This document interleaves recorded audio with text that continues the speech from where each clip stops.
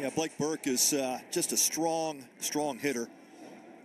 Probably as good a power as anybody you'll see in college baseball. And slash 280 last year, 369 on base percentage, 527 slugging, 16 bombs last year. Just a tremendous season. Well, check swing by Burke did not offer on 0-2. Very few pieces to replace in the starting lineup for Tennessee. 6 of the 9 hitters are returning from last year, and they've got 5 top 50 SEC draft prospects in this upcoming draft. Yeah, they are deep, no doubt. Burke is one of them. Their cutter drops down and in. Former freshman All-American a couple years ago, who tied the freshman single-year home run records. That's when it really impresses you, when you can come in, dynamite SEC program, right away make a huge impact as a freshman. Yeah, it doesn't happen very often. And he's just continued to build, and just a great defensive first baseman. Foul tip and a strike 3. Can't catch up to the fastball, as Girton has his first K. Well, just pure power from the electric arm of Brendan Girton. Fastball rides up and away, and Burke not able to catch up with it. Just blew it right by him.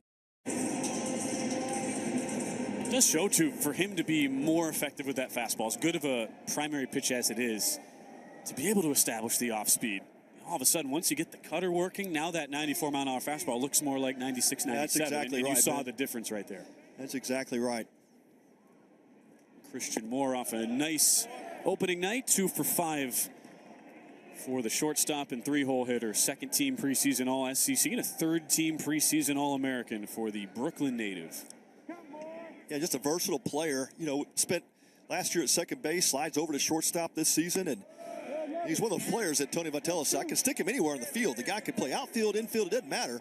He's that athletic, and certainly great numbers from last season.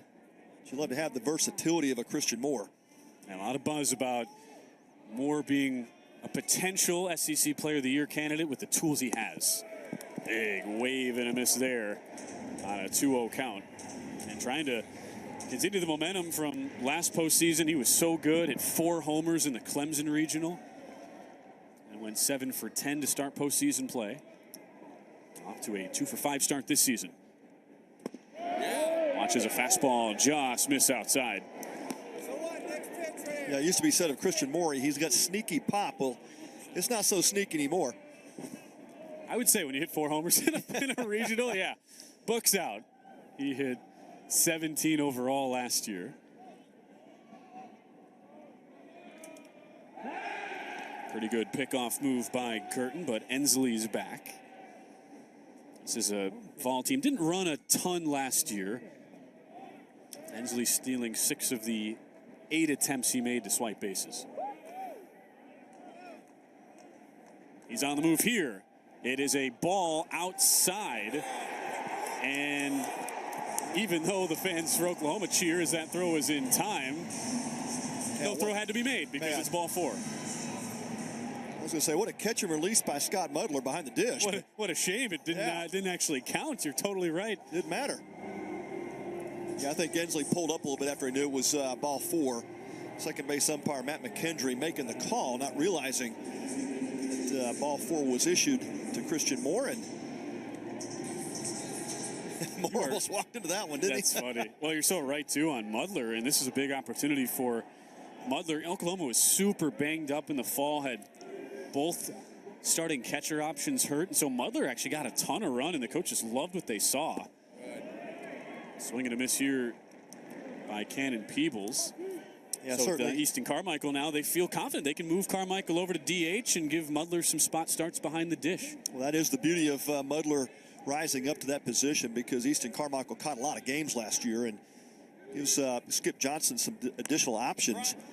You sure like to keep Carmichael's bat in the lineup as often as you can, but allows him to also rest his legs and not have to catch all 3 games in a Big 12 weekend. You're talking about a guy in Carmichael who had a stress reaction in his back, and you just naturally think catcher, crouching, not a great a lot of risk there. Yeah. A lot of risk to that position.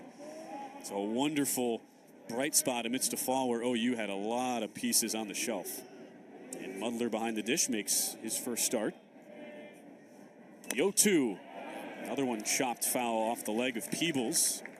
Another guy who was the starting catcher last night for the Vols moves into a DH role tonight in that cleanup spot. 1 for 5 yesterday. After tying for the team lead, 12 homers for NC State last year. And a first-team freshman All-American now comes over to the SEC in the Tennessee Vols. Yeah, just the luxury of having your fourth hole hitter as a switch hitter. And he's a legitimate switch hitter. Power from both sides. No doubt an impact bat, can run above average speed as well for a four-hole hitter and a catcher. He had homers from both sides of the plate in a single game last year for NC State. Taps the 1-2 foul. And the thing you notice right away about Tennessee, just the approach at the plate. I mean, they make you work. Don't give any ABs away for free. And already, Girton is about to make his 23rd pitch of the first inning. Yeah, what you love to see, too, from a high-powered offense is the ability to cut those swings down with 2 strikes. Tennessee will put the ball in play. Pulled foul off the bat of Peebles.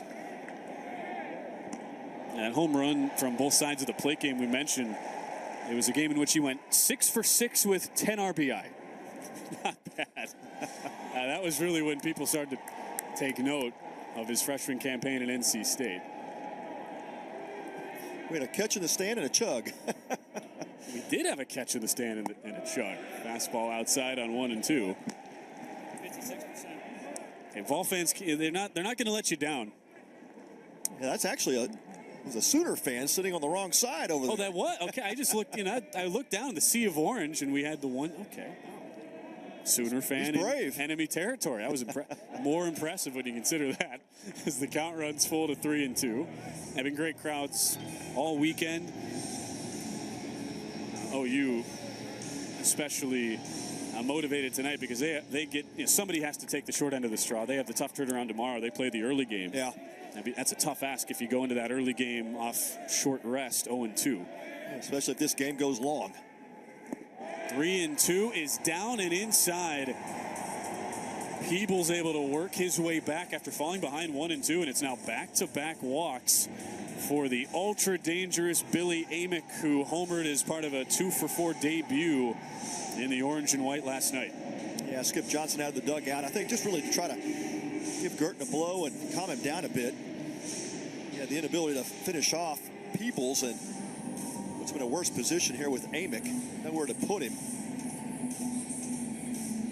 Never been a doubt about Girton's stuff. It is electric, really high-powered fastball, and you can see it's a true big league arm, but just learning how to pitch, how to locate that fastball and use those secondary pitches effectively. One of the keys for him, he's got to be able to at least get the breaking ball, either slider or changeup over the plate. Try to set something else in the hitter's minds early on.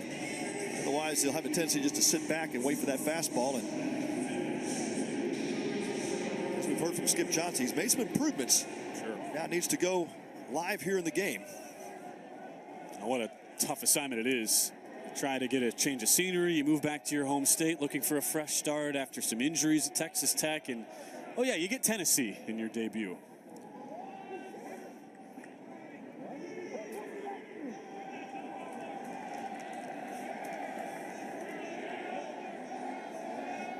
He digs in against Amick.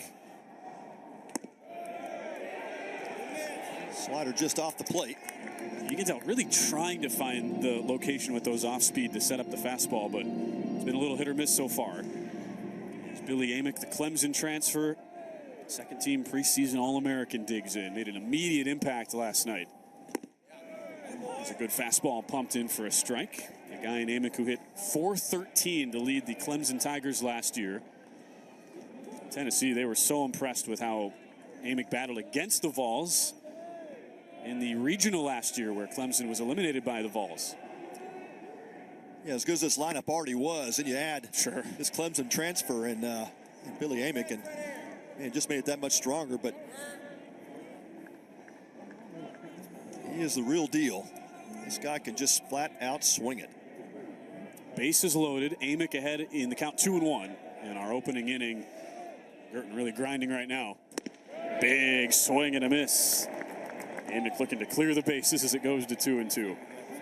Yeah, good swing on a fastball. Fastball coming at 94. Amick last year hit .441 with runners in scoring position for Clemson, a guy who came up in the clutch time and time again. Foul tip, that's caught, strike 3. What a comeback by Brendan Girton in a tough spot, and he gets one past Amick. Yeah, he just let that ball go, and his better fastballs of the night at 95, and just blows it right by Amick. Really spotted that pitch up well. You saw Muddler set up outside, and he pointed the glove with it. Gets a big strikeout with bases loaded here in the first inning. Sets up Dylan Dreiling with a single, couple walks, couple strikeouts, and now it's Dreiling, the lefty. Had a lot of platoon starts last year against righties and did really, really well in limited action. Takes the fastball for a strike here. Walked more than he struck out. 24 walks, 20 Ks, hitting .295 as a freshman. Check swing and an offer. 0-2 to Dreiling. How big would this be for Girton if he's able to wiggle out of a whole lot of trouble? Oh, man. 34 pitches into the first inning, but he gets out of this. That could be just a huge confidence boost for him and for this Sooner offense to get going. Sooner fans come to life for the first time on an 0-2 pitch with the bases loaded. Up high on a fastball.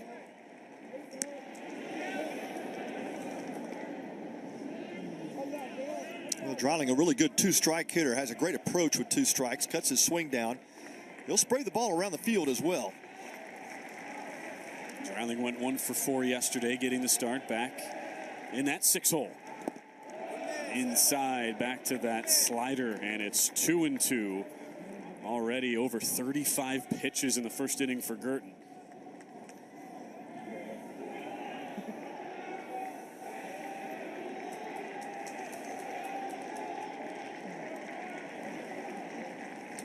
Swing and a miss. What a battle by Brendan Girton. A sequence that felt like it was the bottom of the 8th of a tie game instead of the first, but that's the type of game we have tonight. Brendan Girton needs 37 pitches to get through the first, but he doesn't. And we'll visit with his head coach, Skip Johnson, on the other side from Globe Life Field.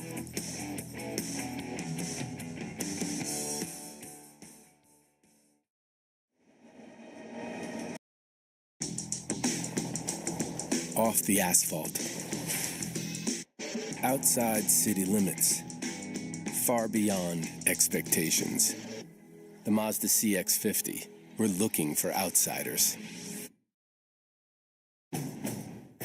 Introducing the all-new, all-electric Honda Prologue. Made to inspire the newest generation of dreamers.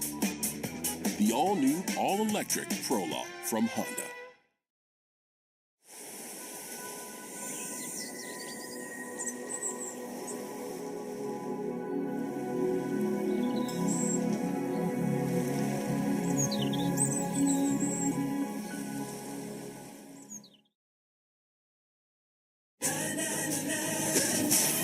With Norwegian, wake up to a new city nearly every day.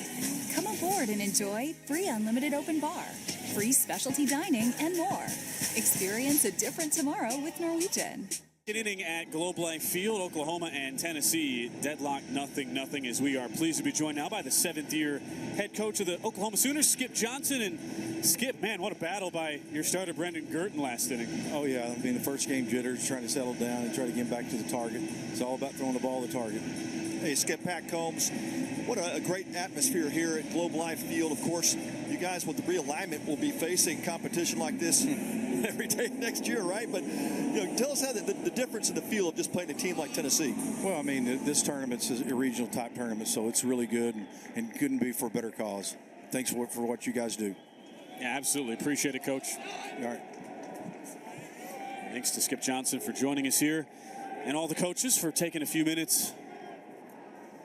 They don't have to do it, Pat. It's a stressful environment, middle of a game, but can't thank Skip enough for doing that. Our interview brought to you by Shriners Children's, the best care anywhere. And we'll speak with Vol head coach Tony Vitello in the bottom of the 3rd coming up as Drew Beam Pumps in a strike to Michael Snyder.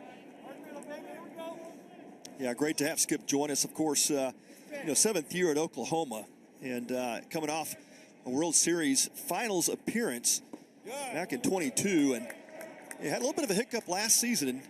They did make it into a regional, but just not the typical kind of OU year. They finished middle of the pack in the Big 12 and bowed out in the first round of the regional.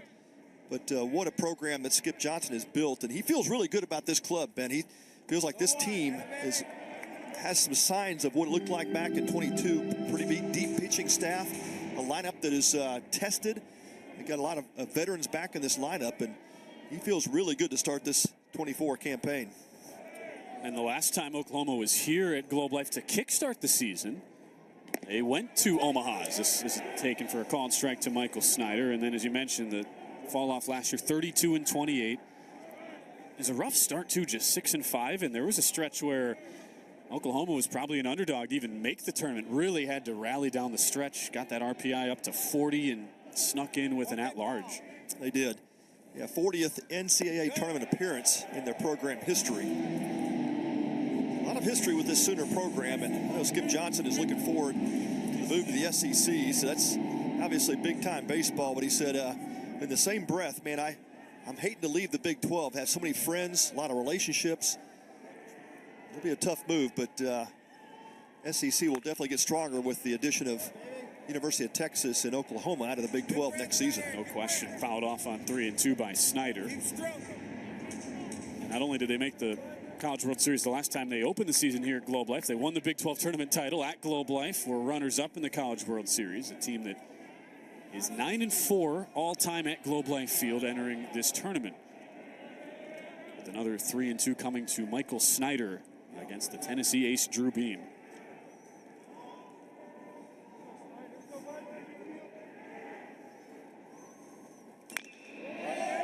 Chopped foul to the left side. That's all you can ask for, right? First time through the order, Pat. Just get a lot of pitches, force Beam to at least sweat a little bit, work through his arsenal. Right. Yeah, and it benefits Snyder as well, just seeing more of Beam's deliveries. See what Oklahoma did in 2023, losing to East Carolina twice in that Charlottesville regional. Chop to the left side. Nice Sunday hop for Christian Moore. Makes the throw across the diamond, and it is 4 up, 4 down to start Drew Beam's night. Yeah, that ball actually popped up on Moore. He made a great adjustment to it. Ball had a lot of top spin. See that second hop. Looked like it hit maybe the edge of the grass, the dirt. It just popped up, and Moore had to make the adjustment. But great job by the volunteer shortstop. Nothing phases Christian Moore out there. Man, he is just so smooth. Smooth with the glove. I got the shades here on the top of the cap, and we've talked so much all weekend about how teams and the fielders in this big league park and atmosphere sort of tinkering, trying to figure out the best ways to handle what can be really tough balls to play, even though now we're fully at night tonight, with Rocco Garza Gongora taking a first pitch strike.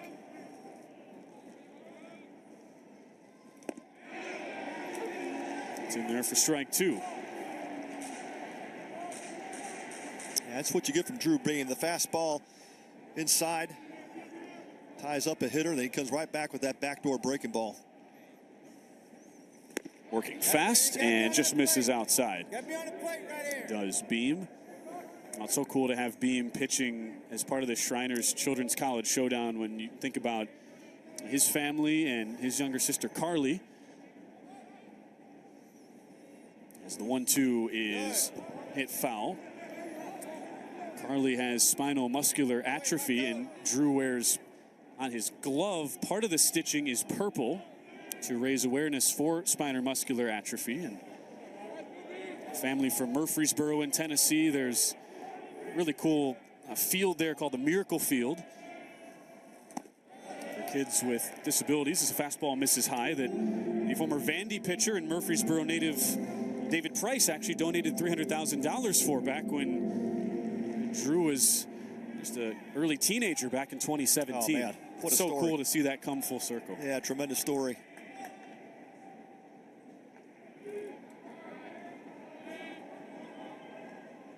The 2-2 again, spoiled foul. And wild to think, Drew at that point, Obviously an up-and-coming youth prospect in junior high, essentially. And he got David Price coming to town, and his sister got to meet David, who's such a huge name in the state of Tennessee and in the Murfreesboro community. And now you fast forward 6 years later, and here's Drew, ace for the Vols, and a projected first-round pick, just like David Price was. Yep. Following in those footsteps. The count runs to 3-2 on Garza Gongora. Second straight AB. OU has worked deep into the count on Beam. Hit hard to the right side. Burke does well to go downfield. The ball and Beam is in time to cover the bag. A fourth ground out in 5 outs. Yeah, just some great athleticism at first base with Blake Burke having a backhand. He steps to his left and to his right. A good flip to first base, right on the money.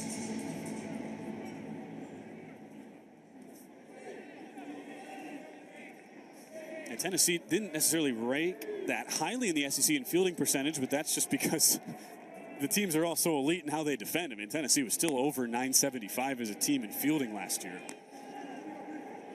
And have certainly been tested more tonight than they were last night when pitchers struck out 17 Texas Tech Red Raiders.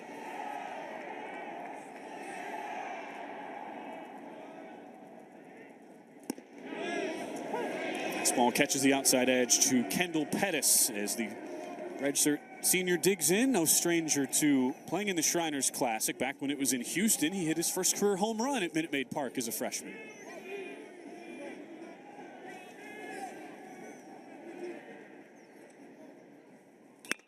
Blisters one back up the middle. Wow, a rocket past Beam, 102 miles an hour off the bat. And the Sooners have their first hit of the night with a statement by Kendall Pettis. That ball came back really hard at Beam.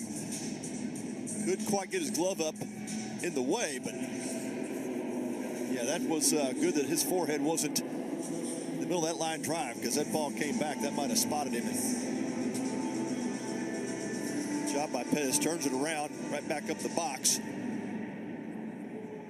The replays show that was a lot closer than even we might have thought in real time. I mean, man. Yeah. That's when your heart rate goes up about a few hundred points. Bendis now takes a nice healthy lead. The Chicago native, and they get close to him on the pickoff throw. Some of the Vols thought they got him. As Pettis was moved down in the order tonight, was hitting cleanup and did drive in a run on a sac fly. Yeah, this is a really close pickoff play here, and Burke thought he got him. I think Pettis got in just before the tag.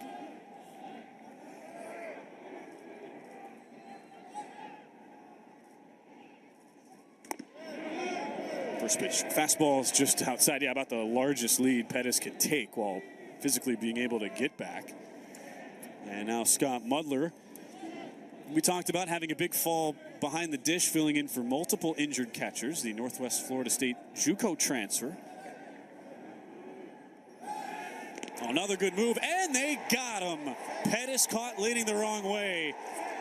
Beam gets his revenge. Tennessee led the SEC with 16 pickoffs last year, and they have another. Outstanding move by Drew Beam, and quick footwork. The catch, the tag, easy call at first base. Burke puts the tag on him. Pettis erased on the pickoff.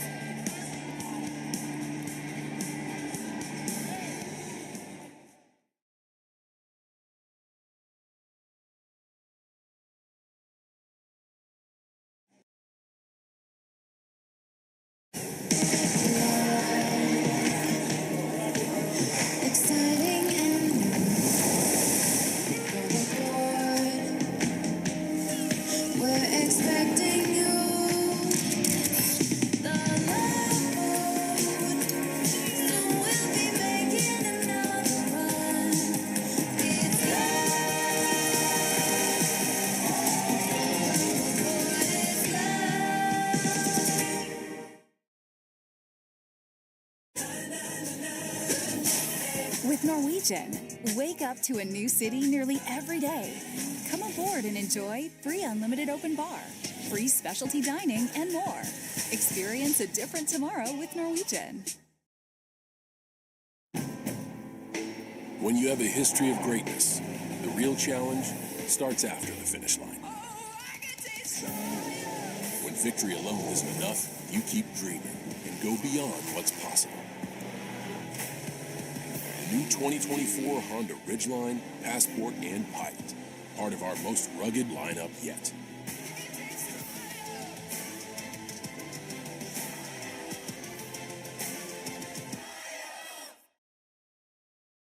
Choosing a treatment for your chronic migraine, 15 or more headache days a month, each lasting 4 hours or more, can be overwhelming. So ask your doctor about Botox. Botox prevents headaches in adults with chronic migraine before they even start. Back at Globe Life Field in Arlington, well, you see Kendall Pettis still on the field. That's because Oklahoma has gone with a challenge. Skip Johnson, the head coach, not only do they believe that there was no pickoff, but Kendall Pettis, you see me standing down at second base. Oklahoma also arguing that that play was not blown dead, so Pettis should have been allowed to take a base. Yeah, the pickoff, the tag was there. And the question that the Sooners had was, did Blake Burke take the ball out of his glove after the tag? So it's almost like a transfer play that like a shortstop would have when he takes the ball out of his glove. And yeah, they're saying Blake did not have full control of the ball when he tossed it. But the umpiring crew after the review has said, nope, he had control of it. The tag was made. It's out. And he doesn't have to control it after that. So inning over, and the Sooners have lost the challenge. We'll call that an ambitious review. That's right. I mean, I know technically you're thinking, oh yeah, he lost the ball, but I mean, anybody watching is going, yeah, he's out by a mile. Exactly right. He was reaching into his glove to get the ball, didn't have control of it, but again, there's no transfer in play there. He's not trying to complete a play. The play was completed after he made the tag.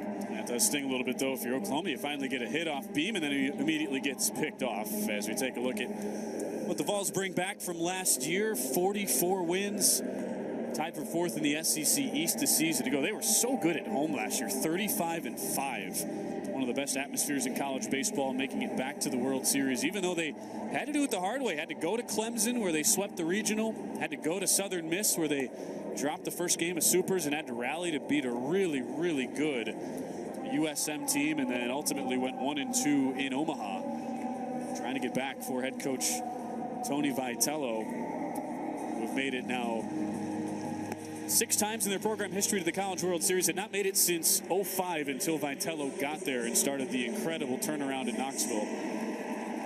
Yeah, just a ton of excitement around that program. And Tony Vitello talked about it. We built community there. You know, you think about the back-to-back 50-win seasons, both in 21-22, and they've been done in Tennessee baseball history. And certainly, I think it's safe to say Tony Vitello has put this Tennessee Vols baseball program on the map. There is a ton of excitement around that ballpark. So much so that they are undergoing renovations for Lindsey Nelson Stadium to expand the seating capacity. Tickets for the stadium have been sold out for quite some time, and they just need more seating. It's awesome to think about where that program has come from as well. And they get a home opener on Tuesday. We'll host UNC Asheville. We'll have 15 straight at home in non-con, so a lot of demand. And Coach Vitello, after this weekend, facing a lot of fellow Blue Bloods, will reward those fans. A whole lot of baseball in Knoxville over the next few weeks. As we go to the bottom of the second. After that review, and it's the bottom of the order for Tennessee, Brendan Girton had to grind through 37 first-inning pitches before stranding the bases loaded, and he's back out there to face Cal Stark, the 7, 8, 9 hitters due up. As a fastball almost hit Stark coming up and in. That kind of worry anybody who follows this Vol program, because Stark had a hand injury back in the fall, but he just narrowly avoids getting hit there. Yeah, Stark really known for being a great defensive catcher, but Vitello said he's made some strides with the bat. And a lot of options for Tennessee behind the plate, which you think about the grind of an SEC season. That is such a nice luxury to have. Cannon Peebles getting the start there last night. Tonight it's Stark. This slider just misses on a 2-1 count, and even Dalton Bargo, the Mizzou transfer, is a guy who has experience at catcher. Bargo will come off the bench tonight after getting a start and some playing time last night. Good front door slider there to make it 2-2.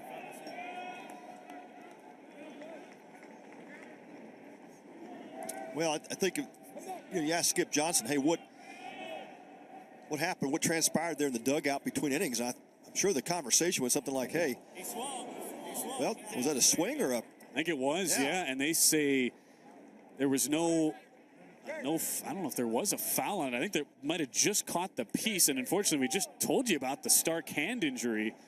Officials say, no, that did not catch a piece of his bat. It was a hit by pitch, but because he swung that strike three, and a tough break to a kid who had a hand injury that sidelined him in fall ball. You just hate to see it on a pitch running up and in. Painful strikeout. Oh, man. Yeah, that hit him right on the fingers, maybe the back of the hand. And he's got the padding now on the back of the hand, but yeah, you're not sure if it caught that padding or not, but you can see he's in pain, and it's a tough way to go down. That'll leave a mark. Yeah, up and in. You get back to the conversation, the dugout. You know, Skip is so good in terms of the mentality with his pitchers, and I'm sure he's telling Brendan Girton, hey, I know you're geared up. It's your first game in a Sooner uniform, and you're out there trying to impress, but we just got to get you settled back in and focused with the command. And he did a good job. As we talked about the strides he made in the fall, of really starting to command, especially the secondary pitches better. I'm sure that's what the conversation was like. Hey, slow the game down, breathe, and get back in that zone. Falls behind immediately. 3-0 now to Reese Chapman. It was almost wildly effective on that last debut to Stark, able to get the third straight strikeout. So far, every single out recorded by Girton has been a K. He's also walked 3. As Chapman, who was a defensive sub last night, his first plate appearance of 2024 results in a walk. It's Bradley Laurie who once again sits in the 9-hole after a walk and a run driven in last night for the Vols. Yeah, Chapman, not a guy you want to give a free base to his way. He's just a plus runner. Really covers a lot of ground in the outfield, but definitely a threat to steal. With Chapman at first, Brad Key Laurie takes a fastball just inside, a guy who won a JUCO World Series title at College of Central Florida. Transferring over now as a junior for the Vols. Digs in here with Chapman at first. That's in there for a strike. A good slider, catches top of the zone. You know, Girton not quick to the plate. He's about a 1.4, 1.5 to the plate. Puts a lot of pressure on Scott Mudler to get rid of the ball if there's a steal attempt. Chapman faked on the steal. Slider is swung on and missed, and it's 1-2. Girton working so hard on the command after walking 31 in under 51 innings last year. Swing and a miss. The fastball is the go-to pitch, and he blows it by Laurie for his 5th strikeout. And it goes up with the fastball, and Laurie just chases out of the zone. It's often where Girton will get the strikeouts. Those will accumulate with that fastball up in the zone. He likes to finish off hitters with that fastball up.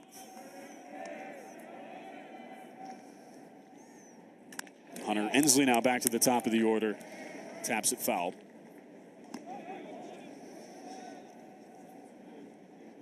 Girton, despite the ups and downs, with that arm strength, Pat, and the life on the fastball, he's still viewed as a potential draft pick this year. Top 25 Big 12 prospect for this summer's draft.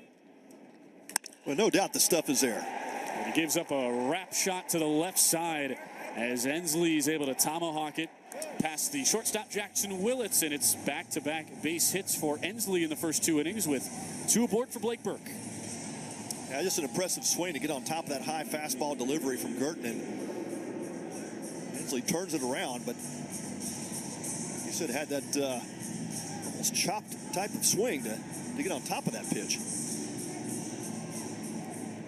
Another big spot for Blake Burke, and now you go second time through the order here for Girton. What adjustments will Tennessee make after they saw collectively a ton of pitches? This is now pitch 54 here.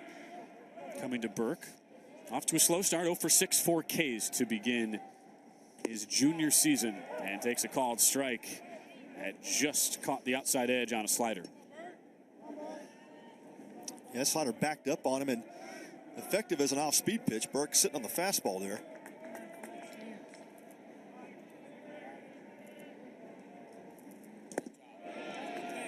Just drops low. And Burke had such a great season as a freshman All-American. You're not quite as consistent last year. He only hit .211 in SEC play, but really did turn it on, showed flashes, hit a almost 480-foot bomb against Southern Miss in the Supers last year as he taps one foul. The coaches just expect, and with another year under his belt, that his consistency level will rise here now as a junior. And you can see the respect Girton and the Sooners giving him. Has not seen a fastball in this sequence.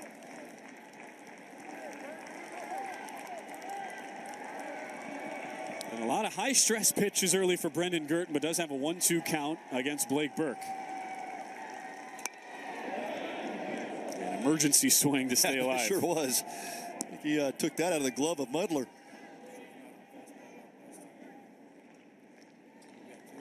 It was a well-spotted fastball by Girton. Looking for his 6th strikeout. Every out recorded so far by K. Swing and a miss. That continues. 6 strikeouts for Brendan Girton, despite working in and out of trouble. Goes with the slider to retire Burke, and we remain knotted up. Nothing to the 3rd inning next.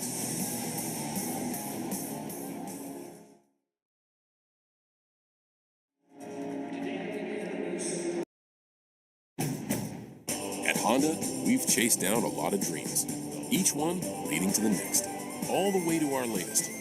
Introducing the all-new, all-electric Honda Prologue.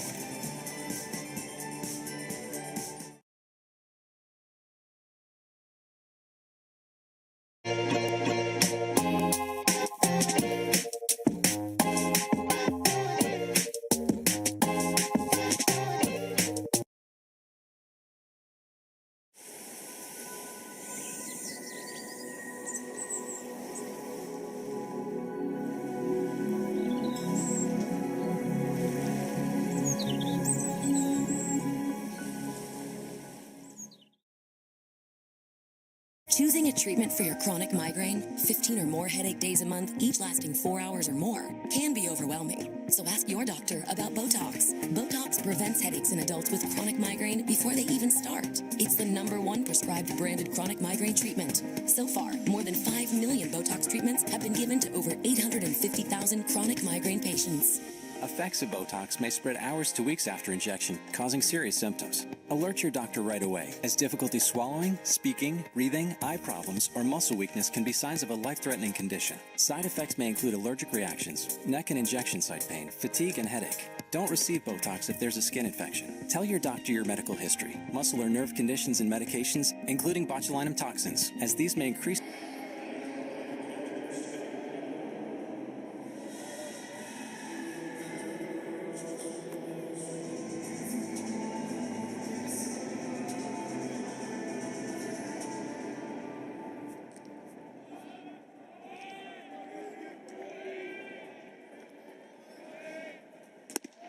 Look at the fans as we're back at Globe Life Field in Arlington.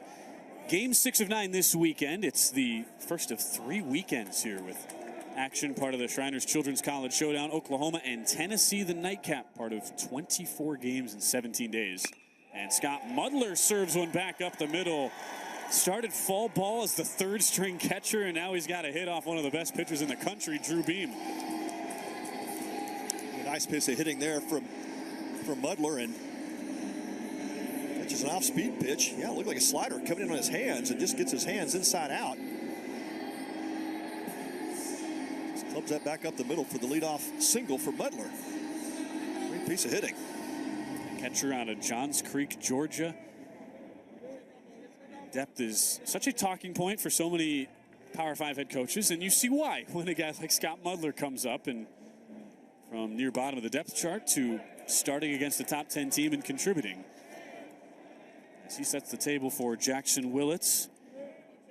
A really talented freshman. He moves from the 7-hole to the 8-hole tonight after walking in 4 trips last night. This is one of the more exciting players that Skip Johnson said he's ever had as a freshman. And of course, even more exciting to have him play for his dad, Reggie Willits, the third base coach and the offensive coach for Oklahoma. Reggie Willits in his 3rd season here.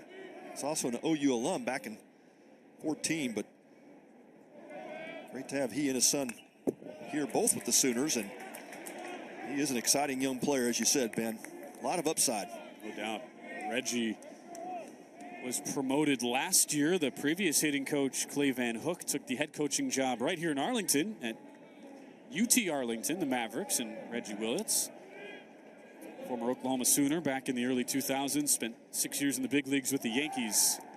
Another good pickoff move, but Mudler's just back. So tremendous pedigree for the Willits family, and it kind of helps. It's really convenient, right, Pat? You get a freshman like that to come in at shortstop when you lost your leading hitter, Dakota Harris, who was the shortstop a season ago, drafted in the 11th round by the Cardinals. Yeah, Reggie says, I've got the perfect replacement for you, Skip. Name is Jackson. No doubt, but he waves and misses out front of a changeup. You don't see many off-speed pitches like that, though, when you're a high school player. And Drew Beam has his 2nd strikeout tonight.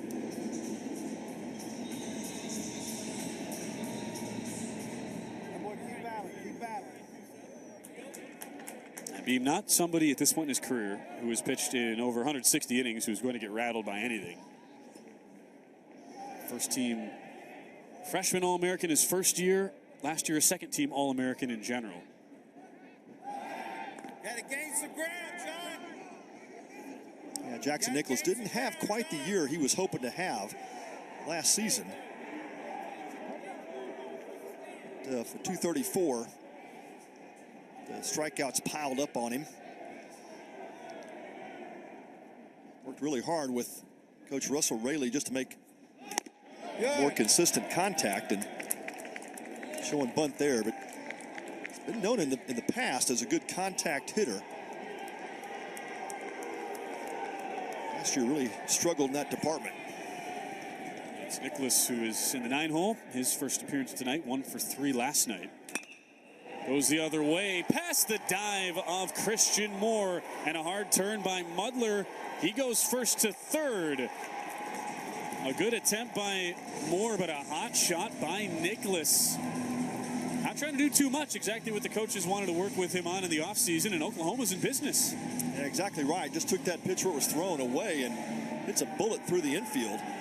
Christian Moore made a valiant attempt at it, but couldn't quite stretched out. Piece of hitting there from Nicholas, and heads up base running by the Sooner catcher, Scott Mudler. He motors over to 3rd base, puts a runner in scoring position for the Sooners with 1 out. Mudler helps sparking a rally, bottom of the order. How about 6 through 9 going 3 for 4 the first time through the order against Beam. Spikerman a big swing and a foul tip. Now, Tennessee's going to choose to play for double play depth here in middle infield. Spikerman, an awfully tough guy to double up. They'll have to hit a bullet somewhere. He can flat out bust it. Beam looks in at his catcher, Cal Stark. Another pickoff move. There's a little jawing, at least in that last AB. I don't know if some of the Oklahoma players and the fans right behind the dugout were getting into it as well, with how aggressively Beam kept throwing over to first. Oh, cat and mouse going on there. As it's another foul tip, and Spikerman's down to the count 0-2. And a good arm side run, that fastball away from Spikerman. 93 mile an hour on the velo with great movement down and away.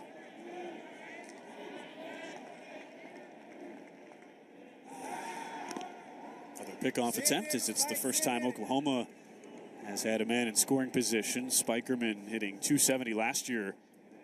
Was so good when he got on base. 27 steals and 31 tries. Led the Sooners in that category by far. A chance with a runner in scoring position. Runner on the move. It's chopped in fair territory. They come home. It's a high throw and just in time. Stark able to put the tag down on Mudler as Tennessee gets a Sooner gunned down at the plate. Wow. What a play by volunteer catcher Cal Stark. The throw from Burke takes him high away from the plate and away from the sliding Mudler. Look at that tag. Catch, get down and tag all in one motion. Incredible play by Stark. I thought in real time, Pat, there was no way with that. It was a bad throw, to be frank, by Burke. I mean, a good throw, and he's out by a mile. Hey, John! I thought there was no way Stark could get that tag down. That was tremendous. Unbelievable. Yeah, Burke, Blake, you're going to have to buy that guy dinner after the game. No doubt. So it goes down. It goes down as a fielder's choice. Not surprised that Skip Johnson would want them to review this. Well, it could be umpire's review. And it look like John Brammer, the home plate umpire, you know, he has the discretion to call his own review. He's just huddling up with the umpire crew, and they are going to take a look at it. I don't think that came from the Sooner dugout. You know, that's what's interesting because, you know, there was a challenge earlier by Oklahoma on what was just an obvious pickoff, and Pettis was out clearly. They were more trying to challenge sort of a letter of the law type of deal if Burke had taken the ball out of his glove too soon, but it seemed obvious they weren't winning that challenge. You would have thought with how bang-bang that was, they would have been more apt to request a review, but instead this is the crew of John Brammer, Blake Felix, Matt McKendry, and A.J. Wendell who go to take a look at it. In real time, I didn't think he got him, and then the replay, it looks like he gets there in time. Yeah, it sure does. The glove extended out in front of the plate. You can clearly see there Mudler's foot making contact with Stark's glove. But, yeah, that might go down as one of the top plays of the season for this Tennessee defense. We're only in the second game. I mean, there are going to be not many plays that are better than that over the course of a season. To make that catch and to turn and the layout to make that tag. Just an incredible play. How cool is it, too, for Cal Stark to come back home? He's a Knoxville kid. There behind the dish. Went the JUCO route at first. As we have a very quick review, and they do rightly say out will stand. And Stark went the JUCO route, Weatherford in Texas, and got a chance to start at times last year. Didn't ultimately make 43 starts, but only hit 180, more of a defensive guy. And that is why he's in the lineup for his head coach, Tony Vitello. And I don't think that was a base runner mistake by Mudler. I think you have to go there, force the defense to make a play. First pitch popped up now to Bryce Madron as that sneaks foul. A nice catch made down in about the 6th row there. Nicely done. I don't see a drink to chug, though. That's the only issue, but that's okay. You did the hard part. Yep. We'll be talking with Tony Vitello at the start of the bottom half of the next inning. Certainly want to get his thoughts on that Mudler play, as well as how he's thought Beam has looked so far in the early going. Well, Madron with some good pop at the plate. Led the Sooners with 12 home runs last season and able to lay off that breaking ball from Beam. 0-2 to Madron. It has not been a straightforward inning for Beam after coasting through the first 2 frames.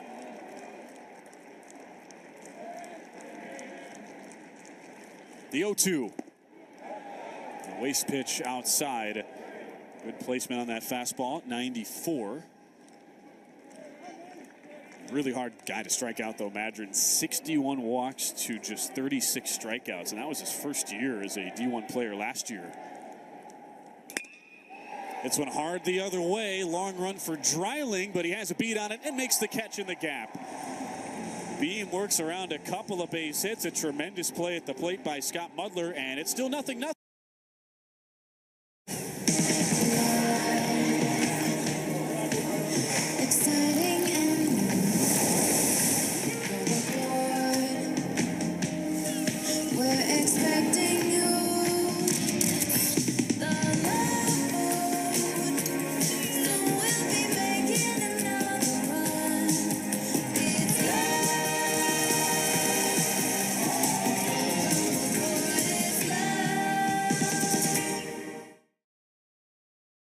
Choosing a treatment for your chronic migraine, 15 or more headache days a month, each lasting 4 hours or more, can be overwhelming. So ask your doctor about Botox. Botox prevents headaches in adults with chronic migraine before they even start.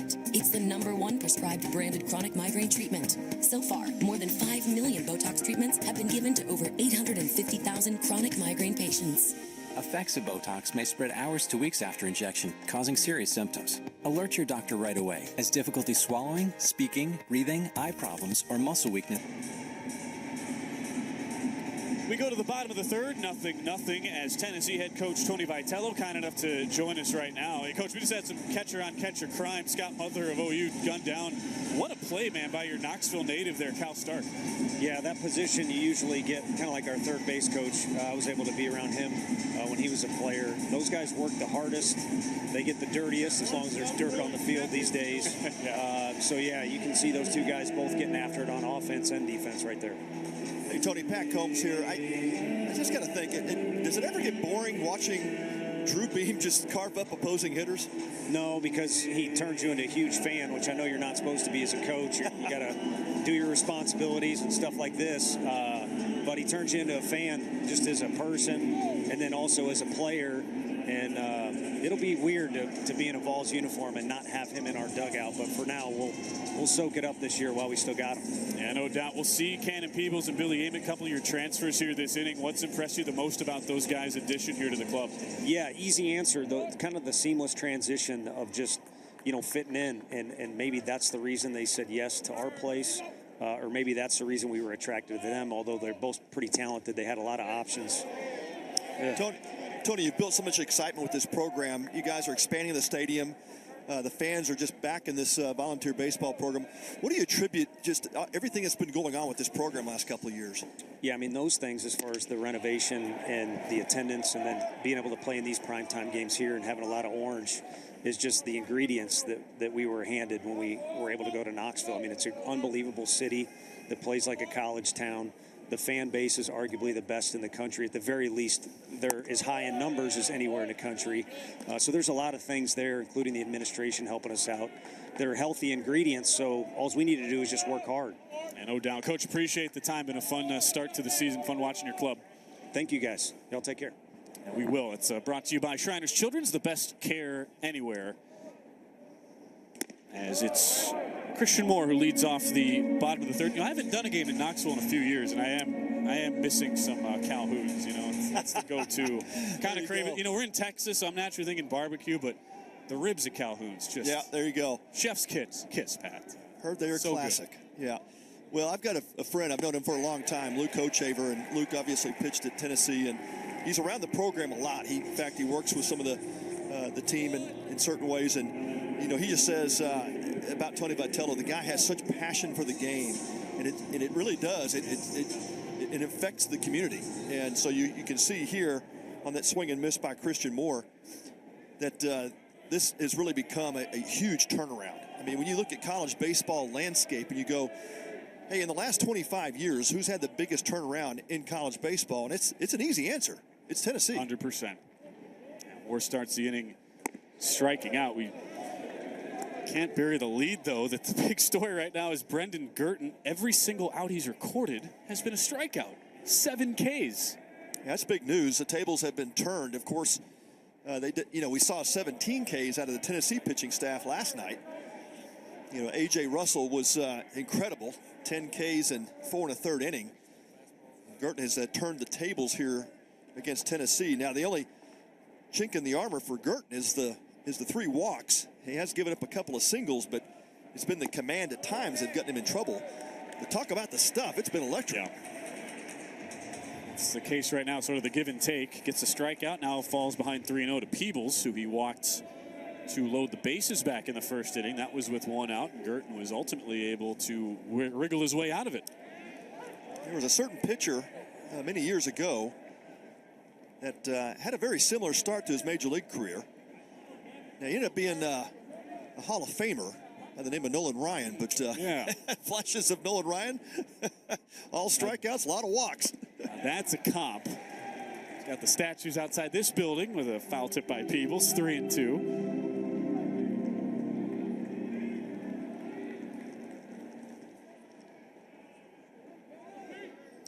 got off to a great start last year with Texas Tech before some injury. And he gets another strikeout. It's number 8 as Peebles goes down swinging. Well, it's that high spin rate fastball. You know, we see 94, 95s on the board. But these Tennessee hitters are telling you there's something even better about that fastball than just the velo. It's got a lot of late life to it. And that's what the technology will tell you is the high spin rate causes hitters to miss those types of fastballs. Just a fastball that holds its plane more. It gets not much sink to it. First pitch drilled by Amick. A long run and a beautiful catch. Kendall Pettis takes extra bases away from Billy Amick. What a play by the redshirt senior to end the inning. Boy, full out sprint, and he goes horizontal. And how about that finish to the inning?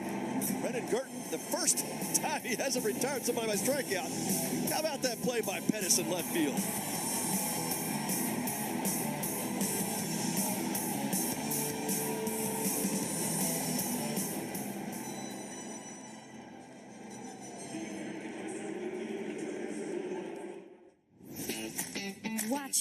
Watch me roll, grind, and spin. Playgrounds for wheels, that's always a win. One with my chair, but never held back. I do things sitting down, most people standing can't hack. Some might say my condition was fate. My doctors would tell you I'm just redefining great. Watch me. Life-changing orthopedic excellence at Shriners Children's, the most amazing care anywhere. You're so much more than just a landowner.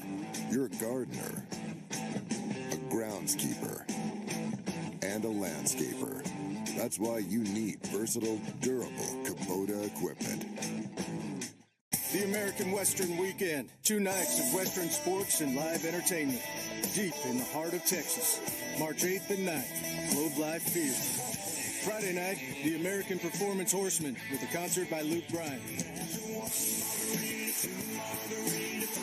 Saturday night, the American Rodeo with a concert by Post Malone. The American Western Weekend, March 8th and 9th. Tickets on sale at AmericanRodeo.com.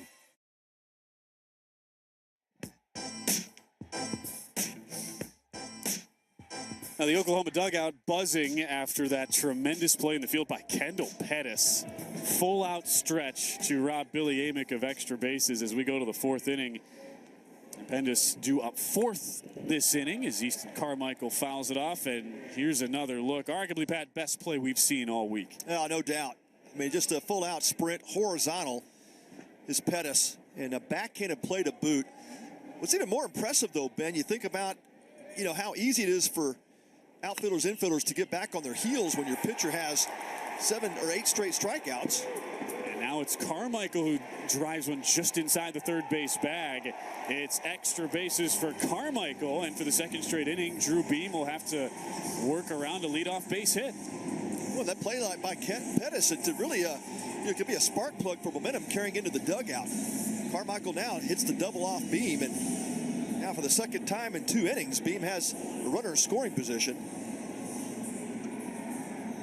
Backhander by Amick, not able to get there, and that ball goes right over the third base bag and down the left field line. Easy double for Carmichael. You pointed out earlier on this hard pack infielder, you tend to see slightly higher hops than you might be accustomed to seeing just early in the season. We got the closed roof, the way it's set up here at Globe Life. And so that one just going over the top of Amick's glove. Would have been a really tough play regardless. Yeah, no doubt. No doubt. I think even if he makes the play deep behind the bag, it'd been tough to throw Carmichael out. And Carmichael, a catcher by trade, but runs pretty well. 4th hit, I should say, for OU so far off Drew Beam. This is outside on a 1-0 fastball to Michael Snyder, moving up into the cleanup spot tonight after hitting 6th last night. Guy who brings a whole lot of versatility. He can play 1st or 3rd. 5th-year senior and a former Washington Husky.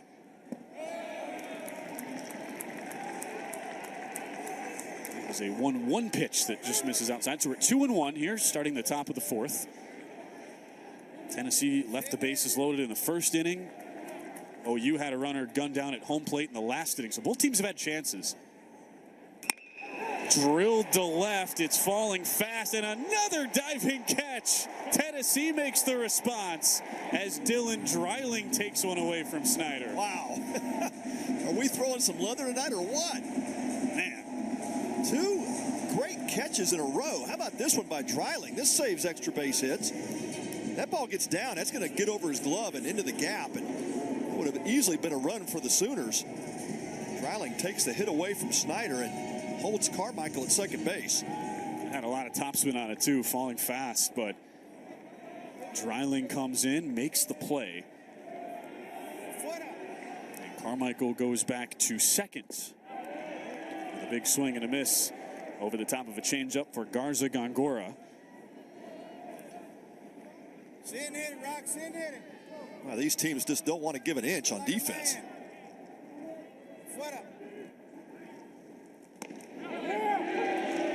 Called strike taken. OU was so rock solid in the field. It was really just that 8th inning.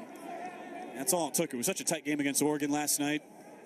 You just slip a little bit, and they give up a 2 spot in the 8th. Oregon wins by that margin, 4-2. Here's a bullet up the middle. That's past everybody. Garza Gongora delivers, and Oklahoma strikes first with Carmichael scoring from second. Yeah, it's a pitch that Drew Beam wishes he had back. It's an 0-2 delivery, and this ball just catches too much at the plate. You can see it started out towards the middle and just did not get down and away as he was looking to go with it. Just a great piece of hitting by Garza Gongora. Stays behind it, goes right back up the middle. And that's what you love to see with a 2-strike approach. Just keep the ball to the middle of the field. And Carmichael scores the first run of the game. He's on the move. Kendall Pennis with a hit and run, flies it to right. Caught out there by Chapman, and Garza Gongora has to scamper back to first.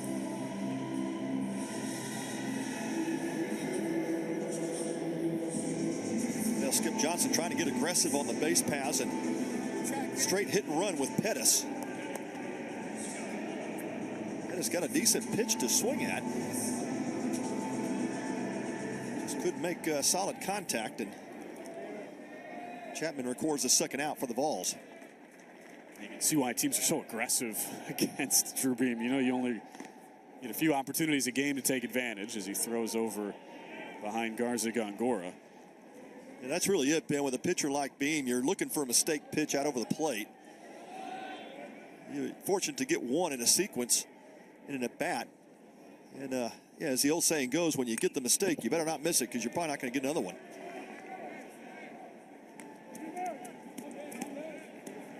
Back to the foul back by Mudler. Remember, it was Mudler who started the rally in the 3rd, even though he was the one thrown out at home.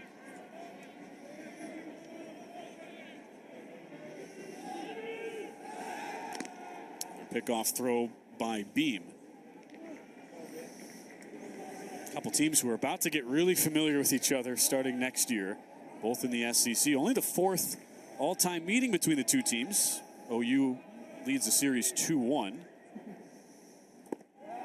Wave and a miss on a changeup. Delayed steal. A perfect throw, but it's just missed on the tag apparently by Moore. He was in time, but somehow Garza Gongora apparently got below the tag.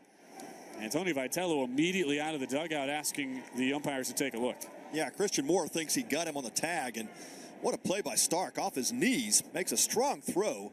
A little bit up the line towards first base. And second base umpire Matt McKendry says, no, I think Garza Gongora's hand got in there before the tag. Christian Moore definitely thinks that tag arrived in time. It's hard not to agree with Moore after you see the replay.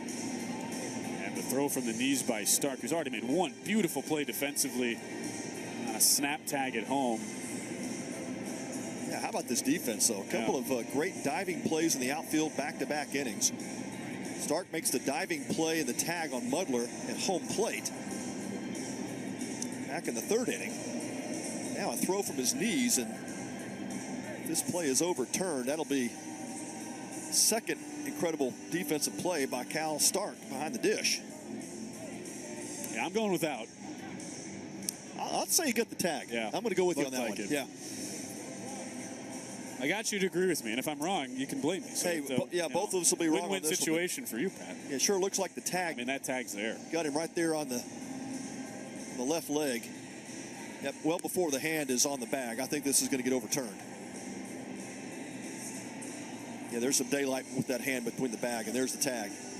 Oklahoma in general, such a dangerous team on the pass. They were third in the Big 12 in both steals and attempts last year. They love the speed they have as a team. Led the Big 12 with 20 triples last year. It was not a surprise to see them really try to put pressure on Drew Beam that way by getting on the base paths. But you got to tip your cap to the way Cal Stark has handled his business behind the plate tonight. No doubt. No doubt. He has saved at least one run. And, tip of the hat to your shortstop, Christian Moore. Full sprint, catch, and a tag, and that is indeed an out. What a play by the Volunteers. Call overturned, and Garza Gongora is nabbed as we end the top of the fourth. Oklahoma, though, does get a run on a big RBI single by Garza Gongora. 1-0 Oklahoma. The former big league pitcher Joe Nathan set to stop by our set when we come back. You're so much more than just a landowner.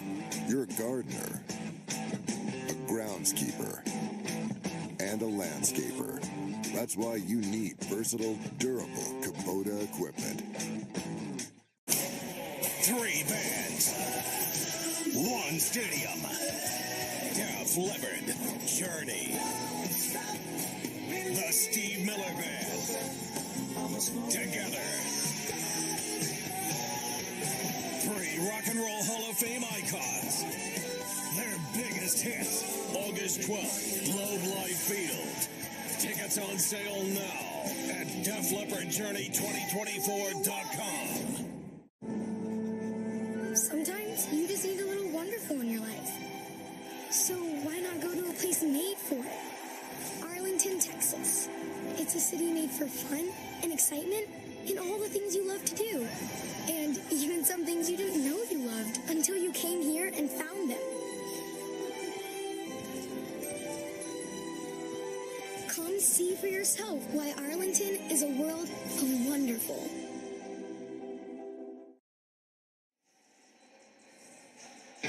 That's been a night to remember so far for Brendan Girton, a career-high 8 strikeouts in his Oklahoma debut.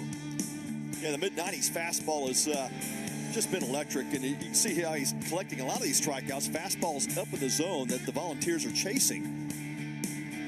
Got a decent mixture with the secondary pitches. He did establish the slider early on, but piled up the strikeouts. 8 of 9 recorded outs by strikeout for Girton tonight. He's back out there for a 4th inning of work. Really impressive so far. We will visit Joe Nathan a little bit later on in the weekend. He's not with us right now, but we have some great guests here still to come. It's been a great part of this Shriners Children's College Showdown weekend, and we'll have Dustin Johnson, the National Director of Sports for Shriners, join us in a little bit as well. Just a fantastic weekend where every game's been tight. Pat, I mean, your biggest margin of victory is 4 so far, and this has all the makings of another tight game down the stretch. 1-0 at the bottom of the 4th. Great baseball, and it's everything we expected. You know, you kind of circle the date on your calendar. You go, man, we've got this Big 12, matching up against some great teams like Oregon and Tennessee, and boy, it's just been a lot of fun. Really good college baseball, and the fan support has been great. Both sides tonight. The bottom part of Globe Life Field filled up. You got red on the left and Tennessee orange on the right. And it's Dylan Dreiling and the Vols down 1-0. A whole lot of opportunities for Tennessee early in this game to strike, but have not been able to get the big hit against Girton.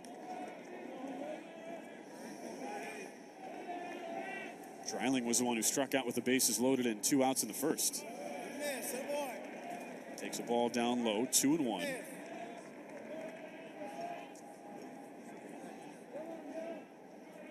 Tony Vitello projects Dreiling as a future center fielder for the Vols.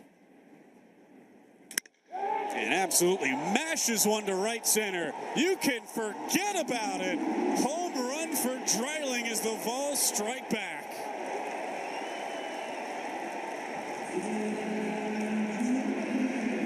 He hit 7 last year as a freshman and has #1 in 2024. That ball was absolutely destroyed by Dreiling, and he's got some advanced tools as a hitter, but the power certainly there. Big time for this freshman Dreiling. He catches all of that 91-mile-an-hour fastball, and we had seen Girton sitting 94, 95 for most of the game, and that pitch just didn't quite have the same velo. Dreiling catches up to it and just destroys it. Over the bullpen in right center, 430 feet, 112 miles an hour off the bat. It's kind of scary to think about, Pat.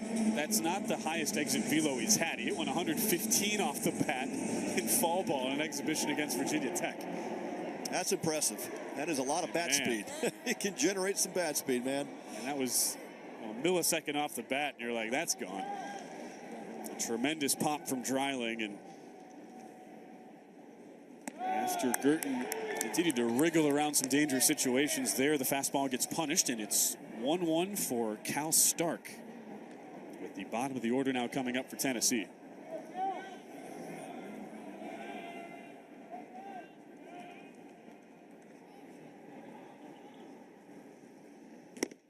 Big wave and a miss on a fastball, 1-1. As much as he's been more of a light-hitting catcher, certainly deserves some positive results at the plate the way he's played in the field so far, if you're just being objective about it, the plays he's made. It's a fastball just low, and it's 2-1. That pitch didn't miss by much. Stark, one of the 8 punch-outs Girton has had so far. His first 8 outs coming that way before Kendall Pettis made a great play in left last inning. This one smoked to right field, but it's right at Bryce Madron, who barely had to move, makes the catch, hit 103 miles an hour off the bat. A couple of loud balls. This one, though, an out for Stark, and it's the first out in the 4th. Hey, we're starting to see the Volunteers catch up to that fastball by Girton. Fastball's lost just a tick on the velo. The ball's hard hit in this inning. And going back to those secondary pitches, this is when you feel like if you're starting to lose a little bit of that fastball, how important are those secondary pitches? Swing and a miss on a foul back by Chapman. And before Girton got hurt last year for Texas Tech, when he was consistently starting, he threw 98 pitches in a game against TCU. But down the home half of the season, fell out of the rotation, was banged up a little bit. And right now he sits with his 80th pitch right here, fouled off to get an 0-2 count. So it wouldn't be a shock, Pat, if he can get through this 4th inning. That would be the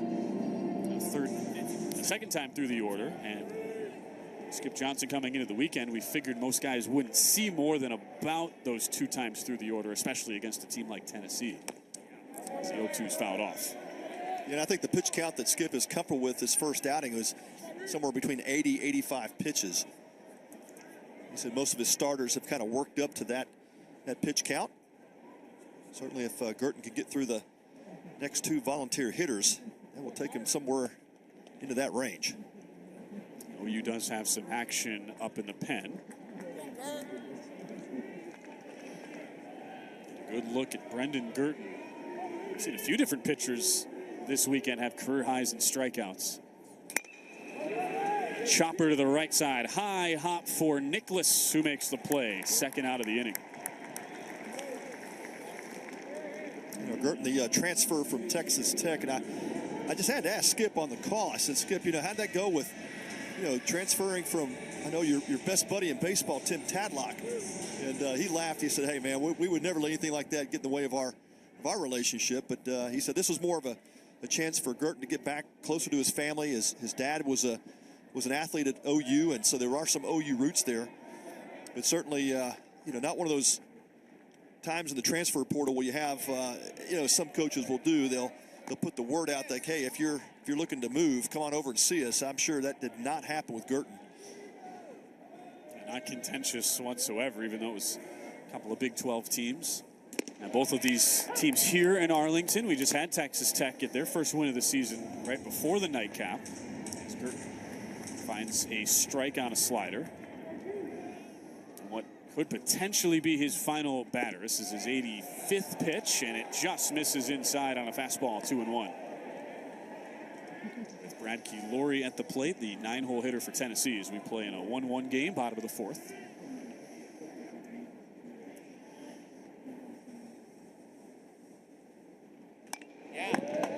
He stays alive. Yeah, Girton throwing the 2-1 breaking pitch there. That's a good sign. Starting to really trust the ability to throw the off speed, even behind in the count. With a couple of outs, no runners on base. 2-2 to Laurie. Just runs inside with that fastball. Still 94. He can touch 98. He sat in that 94, 95 range most of his outing tonight. He's now up over 85 pitches, about the range head coach Skip Johnson wanted him to be in. Swing and a miss, goes back to the slider. What a way for Brendan Girton to likely end his night with 9 Ks, although Dylan Dreiling does square one up. 112 off the bat, 430 feet, as Dreiling ties the game at 1 through 4 innings.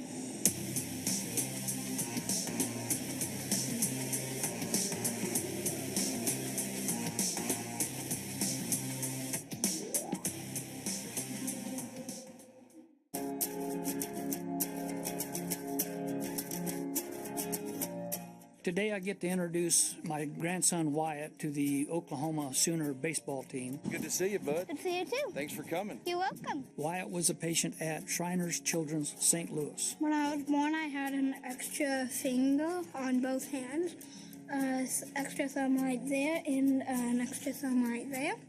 And when I was about 6 months old, I got them surgically removed by Shriners. So he's had 4 surgeries, 15 visits so far, and we will continue annual visits until he's 18. I've been here for quite some time now, so I've seen, what Shriners Hospital can do for those kids. His first day of kindergarten, he comes home and tells his mom, he said that we toured the library, and he said, Mom, I want to write a book to prove that little kids can do big things and to tell other people it's okay to be different. No different than us. We want to write our story. Every team has a different story. And if he can share that with our team, it's going to make a big impact on our kids. We've helped over 1.6 million kids, and I'm so grateful that my grandson is one of them.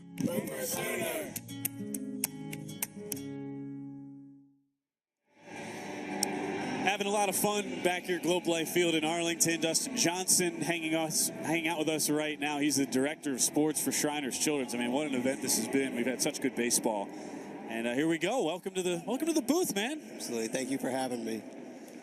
Glad to have you along here, as we've been treated to some tremendous baseball, and for such a great cause here. Up to 126,000 raised for Shriners Children's throughout the week. Yes, we're so thrilled at the generosity of college baseball fans here with us this week and watching it at home. We hope to raise about $300,000 on the weekend, and we're confident that we'll get there.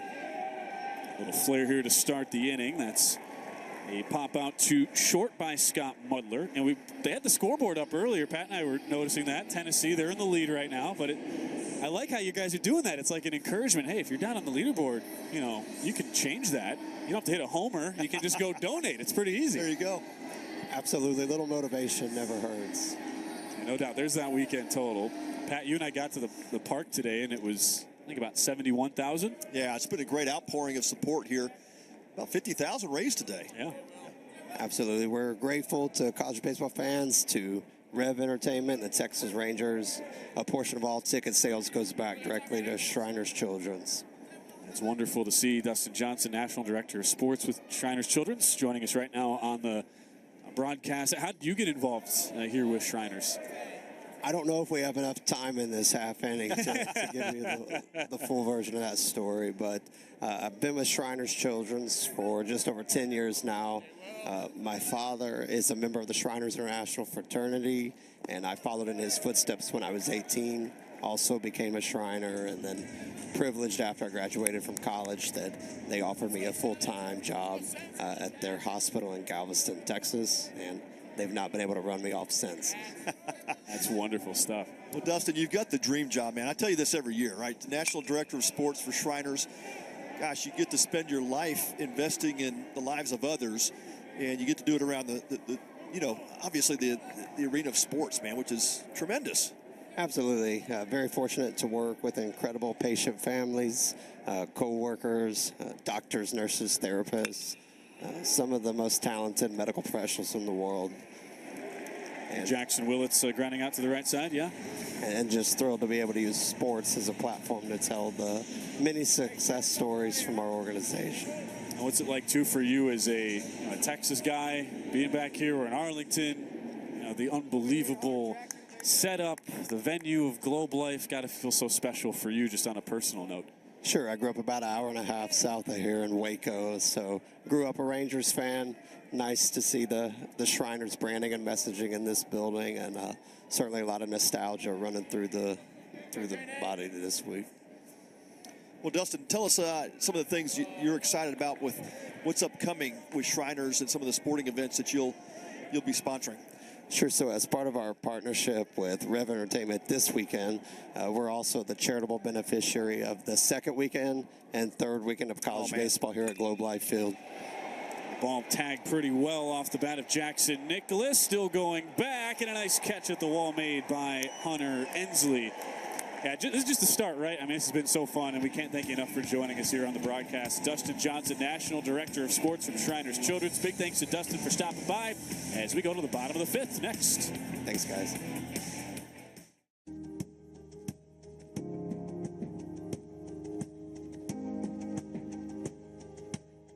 Today we're here at the University of Tennessee. Go Vols, I'll tell you, we brought Kaysen with us down here from Dayton, Ohio, the patient ambassador, and he's here to spend time with the team, getting ready for the college showdown. I found out he was going to be born with cleft lip and cleft palate at 18 weeks. We went in for an ultrasound. Kaysen was born, and we decided at this point we would be using Shriners out of Ohio. That's the amazing part of Shriners, is knowing that if you don't have the ability to pay, you're covered. The best of the best.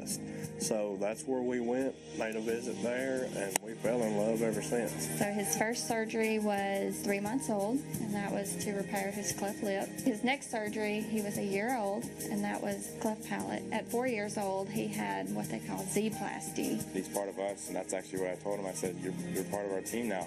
We're all beyond happy that he's going to be down there with us. I'm excited to be a part of the Shriners team, and I'm excited to be a part of the Vols team. Go Vols!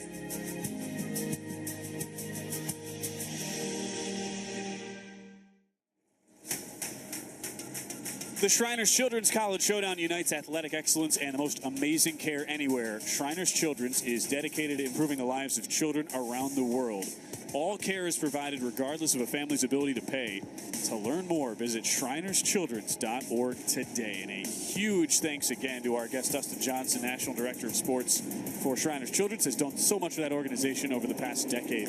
Plus now, Pat, just wonderful to have him here in the booth.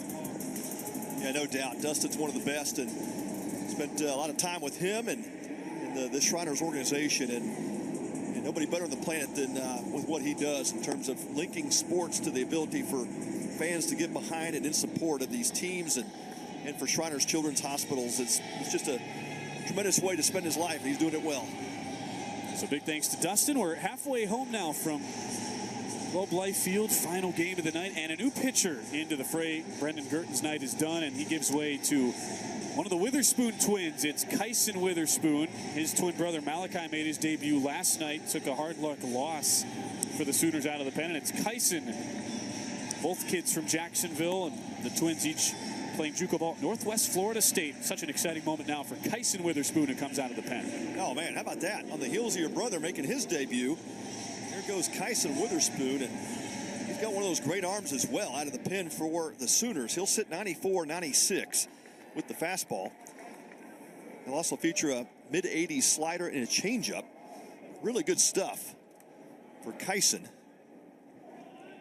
Good to see him toe it up right behind what his brother did last night for Oklahoma. You see right away, unique delivery from Kyson Witherspoon. Big arm, 96 on that first pitch as he gets the top of the ball order to start this fifth inning. Ensley, Burke, and Moore.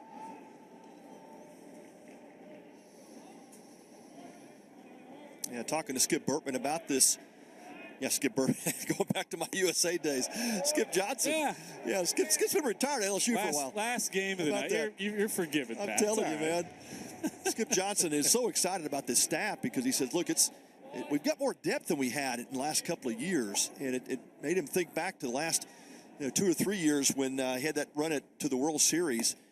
He said, we did have a couple of guys at the top of the rotation that were really good. Cade Horton comes to mind. But he said, the depth in the bullpen is very similar to what we had in that World Series run. It just speaks to how a coach like Skip Johnson, you're always evaluating the landscape of college baseball, what adjustments you have to make as the 2-1's fouled off.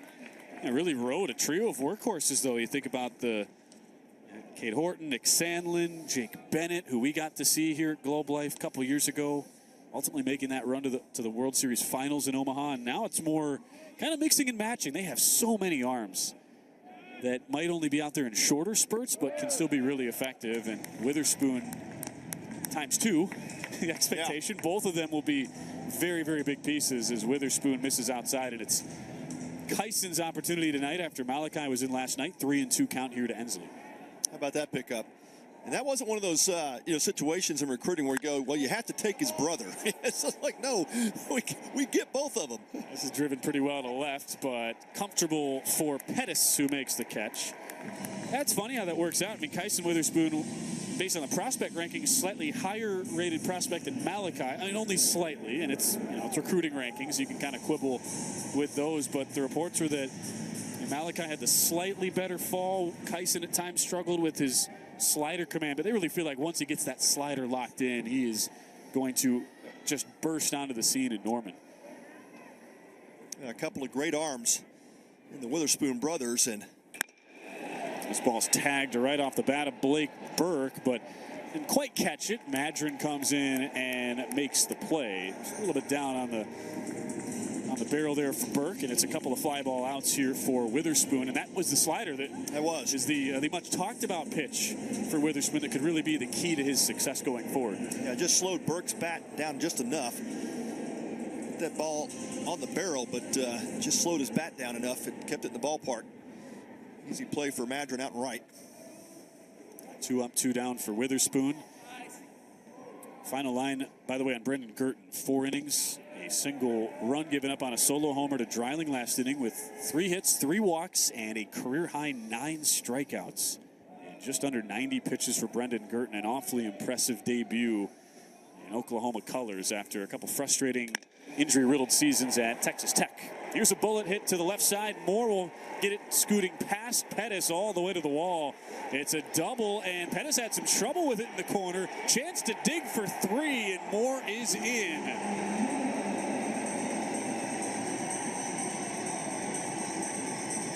Yeah, sure did. Looked like Pettis looked up when he was trying to grab the ball and just dropped it.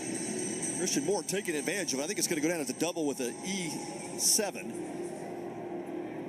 It looked like Pettis had it corralled pretty well, but then he picked his head up as he was trying to pick it up and bobbled it a couple of times. And yeah, can't do that with the speed of Christian Moore. Turns a double into a triple. Moore's second time on base after walking back in the first inning. Hit 109 miles off the bat. It's tagged down the line, and because of the all-field power for Moore, they don't really shade him in the outfield to pull, and so it was a long way anyway for Pettis to go. Really reduced the margin of error he had. As his first pitch on the slider misses inside to Peebles. So it is ruled, as you thought, Pat, correctly so, double and E7. Second error this year on the Oklahoma defense. Peebles, little dribbler to the right side. It's fielded nicely by Kyson Witherspoon. Fields underhand to Garza Gongora, and he gets out of it as we go to the 6th.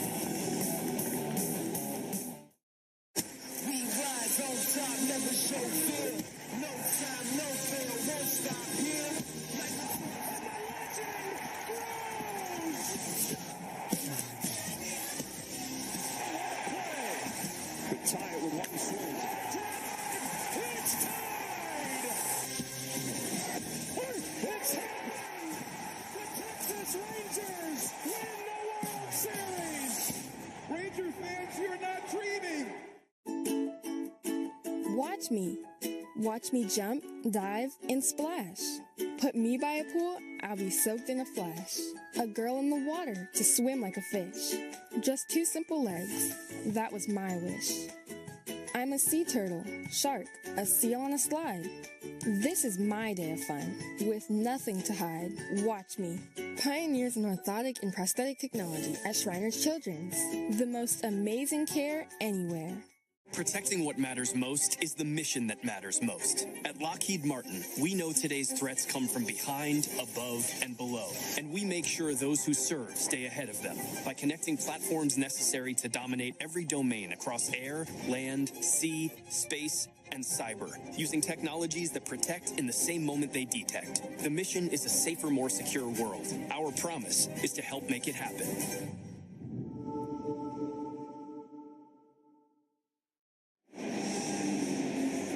Good look at the Oklahoma dugout as we're back from Arlington, Texas, and Globe Life Field. So much buzz around this place. Pat, after the Rangers won the World Series title in this venue, and here we go. Pitchers and catchers already reporting. I mean, it's that time of year, opening day yesterday.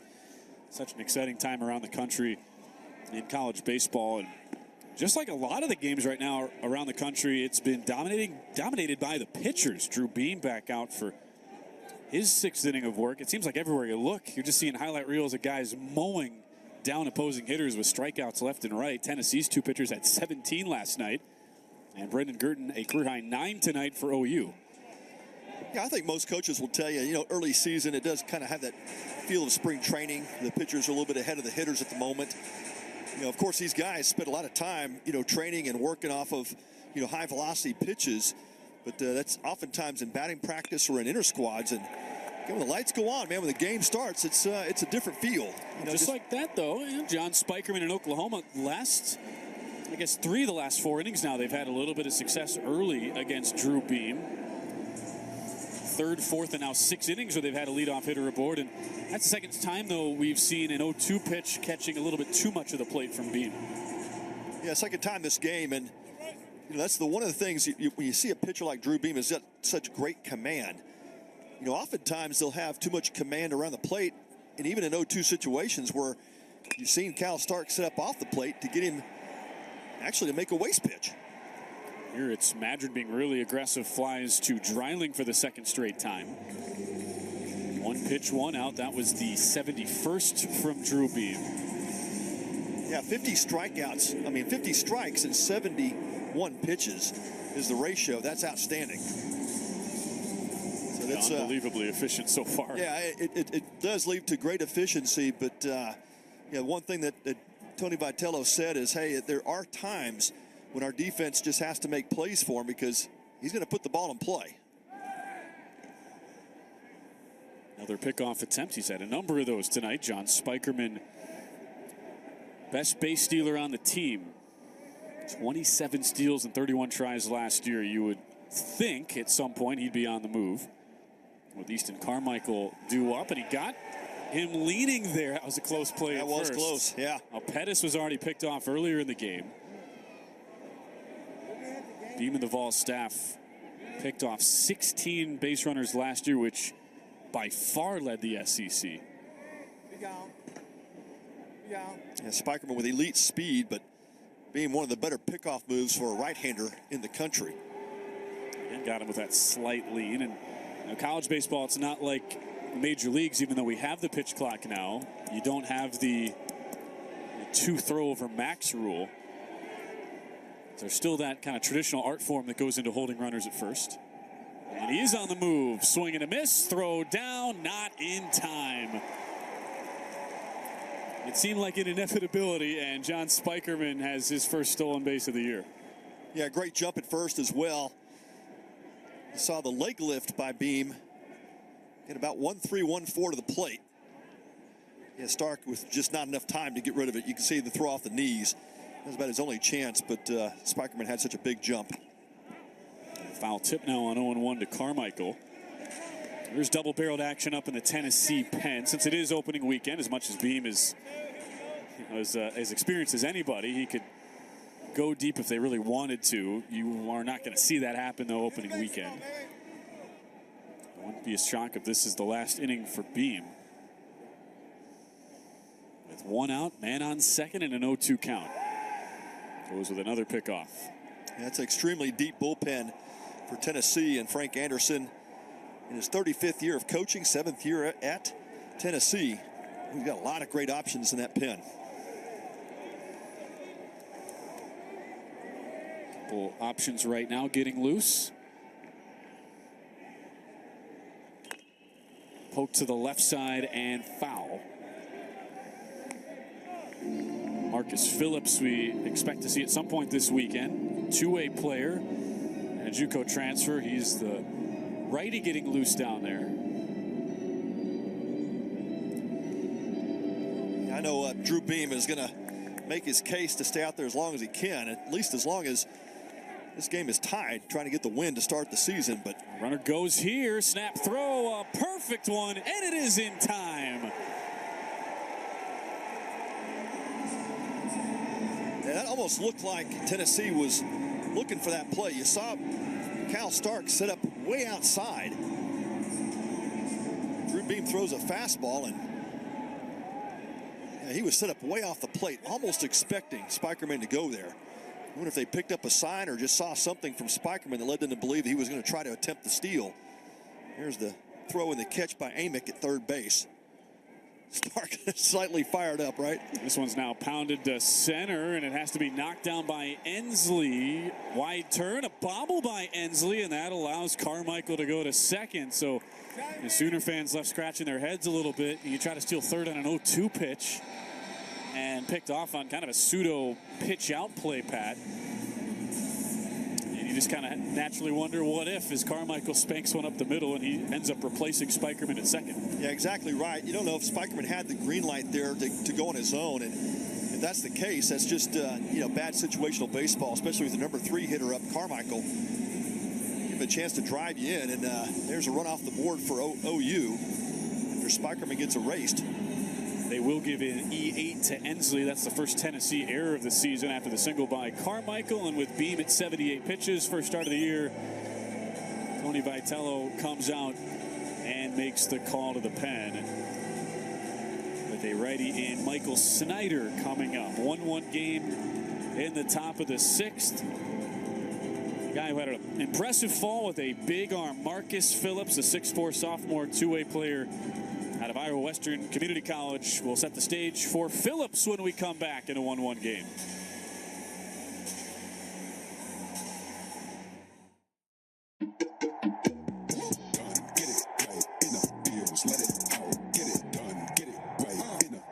Let it out, get it done, get it right in the fields, let it out. Let's get it.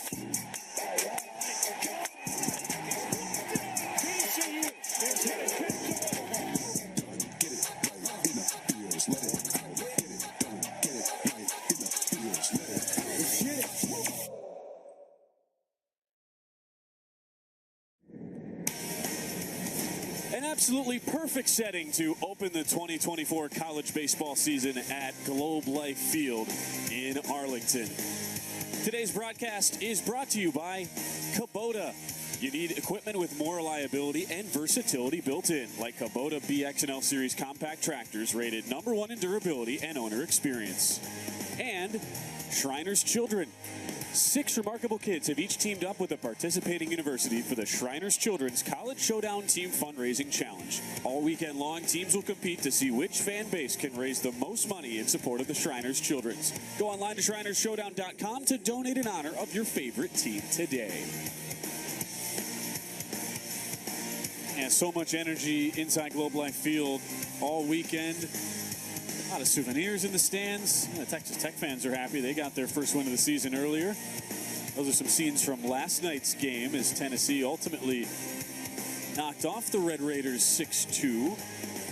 So far you have a couple of 1-1 teams in Texas Tech and Nebraska, who we saw earlier today, Pat. Baylor at 0-2 right now. Oregon off to a great start at 2-0, and OU coming in 0-1 against 1-0 Tennessee. In a tight game, anybody's game so far. 1-1 with Marcus Phillips making his Vols debut. He was a huge get in the portal out of the JUCO ranks. Tennessee beat LSU to his services. And the big 6'4" righty was so good in the fall, touching 97 with his fastball. Yeah, it's a tremendous arm. And, you know, the only question mark for Marcus Phillips is, you know, which way does he go in the future? He's obviously got a great future on the mound, but got a lot of power at the plate. Great, legitimate two-way player here for Tennessee. And right now, Tony Vitello says, hey, I think he could eventually become our closer. But called upon here in the 6th inning of a tie game against Oklahoma. Runner in scoring position is Easton Carmichael, and Marcus Phillips gets a chance to shut this Sooner offense down. But you're exactly right, Ben. He'll feature a 98-mile-an-hour fastball, 4-pitch mix. It's legit. Great stuff. Equally as good against both left-handed and right-handed hitters. Get a first look at that 97-mile-an-hour fastball. And that combo, I mean, that's just the state of college baseball today. And it's why I certainly think part of the reason why, Pat, college baseball from a national perspective has never been more popular. When you've got young arms out of the pens in college baseball who are going 97 fastball, 90 on the slider with heavy cut. And just sort of pitch arsenals we just didn't see 10, 15 years ago. Yeah. No, when I pitched in the big leagues back in the early 90s, late 80s, it was like, you know, we had one guy that could bust 95. You know, now it's like the staffs are full of those guys. Yeah. That's a good look at Marcus Phillips from Sioux Falls, South Dakota. And that one runs inside. That cutter did not cut at all. And it hits Michael Snyder. So the inning continues. 2 outs with Carmichael at second, Snyder at first on the hit by pitch. Drew Beam still responsible for Carmichael at second as he goes 5 2/3, scatters 7 hits, 1 earned run, no walks, and 2 strikeouts. And it's Rocco Garza Gongora back up, 1 for 2 today. You know, Marcus Phillips is all geared up, but that's that one pitch you can't overthrow as a slider. It just tends to flatten out and sometimes can back up on you. Hot shot foul off the bat of Garza Gongora. Well, doing multiple things, it does run in the family for Marcus Phillips. His dad, Chris, played both football and baseball at Kentucky. His older brother, also named Chris, went the NAIA route, playing collegiately in baseball at Benedictine in Arizona. Another foul laid on that sinker that Phillips can throw out at 92. Garza Gongora not able to catch up to those first 2 fastball deliveries. Does have the RBI for the Sooners. Called strike 3. That 97-mile-an-hour heater goes right down the middle, and Garza Gongora can't pull the trigger. Marcus Phillips, an impressive debut with a strikeout to get Tennessee out of a jam, and it stays 1-1 to the bottom of the 6th.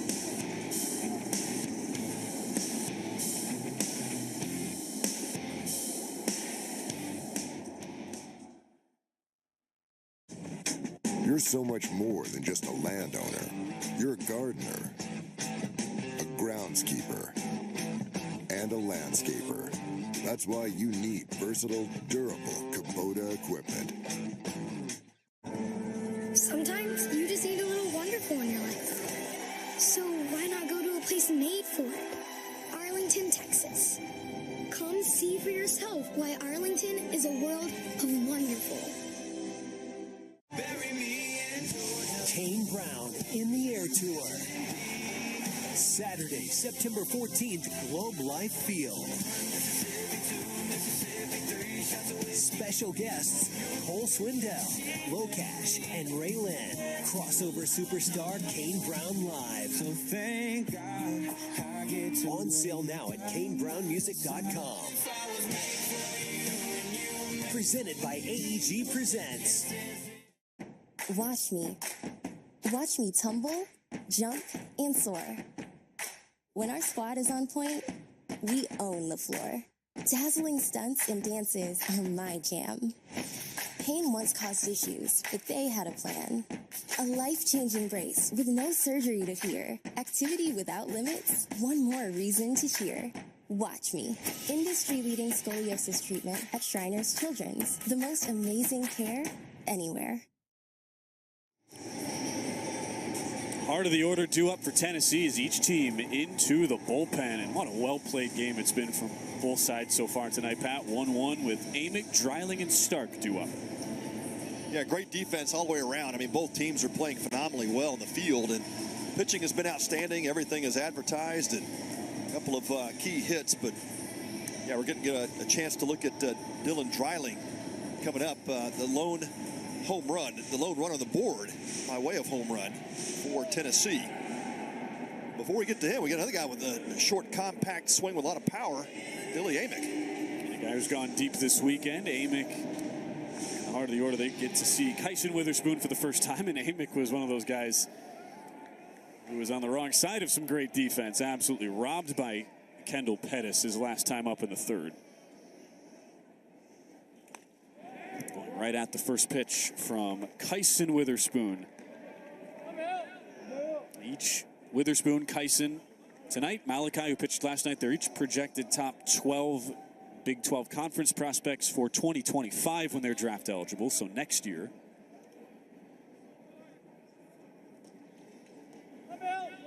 Yeah, Amick drilled that fastball offering from Girton back in the third. That was that huge catch by Pettis.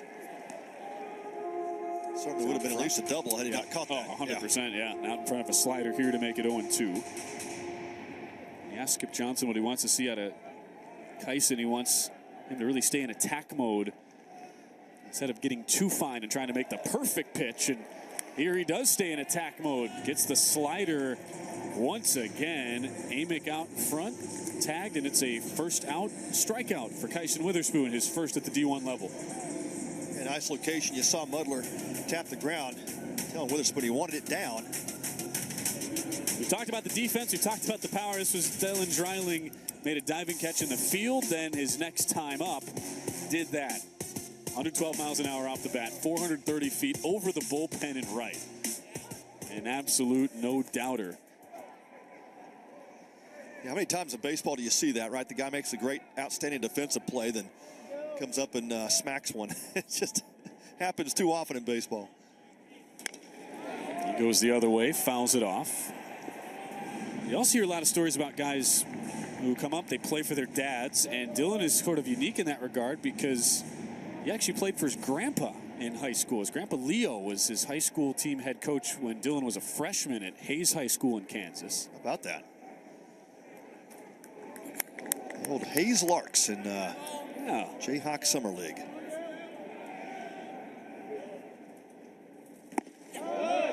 Makes a fastball just inside on 0-2. If you had a Hayes Larks mention on your bingo card, cross that bad boy off. There you go. There you go. Spent my freshman season at Summer League in Liberal, Kansas.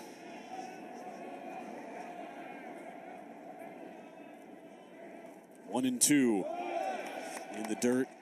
Going back to that slider, you have to like that Witherspoon's really trying to commit to that since it was a pitch he had his issues with in the fall. Well, no doubt. And the command's been good with it. You know, he's had a couple of strikeouts with that pitch down in the zone, and that's exactly what Skip Johnson likes to see. Control the fastball in and out. Keep that slider down. Absolute rockets that goes past Garza Gongora down the right field line, and it gets all the way to the wall for Dreiling. Well, his homer was 112 miles an hour off the bat. This one was 111. And no chance for Garza Gongora on that missile. Yeah, there's no doubt Dreiling's hit two of the hardest hit balls in the game. This one down in the zone, so it does stay in the park this time, but that ball was absolutely drilled by first baseman Rocco Garza Gongora. It's one of those balls you're kind of okay as an infielder olaying. Your life flashes in front of you. That's right. If it's a little bit higher, yeah, you just take the perfunctory stab at it and you go about your business there. Extra base hit for Dreiling. Yeah, self-preservation mode. Oh, man. The guy can hit. Just a sophomore, only 5'11", 200 pounds, packs a huge punch. And they had to get that ball to the game. That ball had a dent in it. Smart move by Kyson Witherspoon. Give me a new ball. John Brammer, the home plate umpire, obliges, and it's Cal Stark who struck out and flown to right.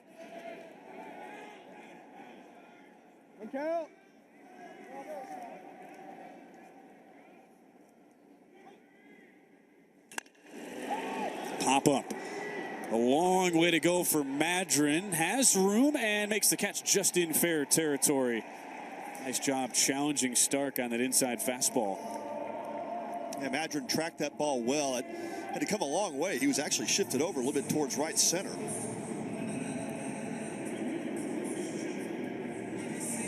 Nice job of slowing up his pace and playing it perfectly on the catch. That's really the strength, right, of this Oklahoma team, the outfield, and they're all back from last year. We've seen the defense tonight, how well they cover even a large ground like Globe Life Field. And it's a really nice starting point when you can trust those three guys covering all that acreage out there. No doubt. Pettis, Spikerman, Madron, man, those guys cover a lot of ground and just good outfielders. Take good angles. Really handle those positions well. Speed, too. I mean, if you include Anthony McKenzie, who will come off the bench this year, but was honorable mention all Big 12 last year, 80 stolen bases and 100 attempts for those four guys we just mentioned who are part of the outfield.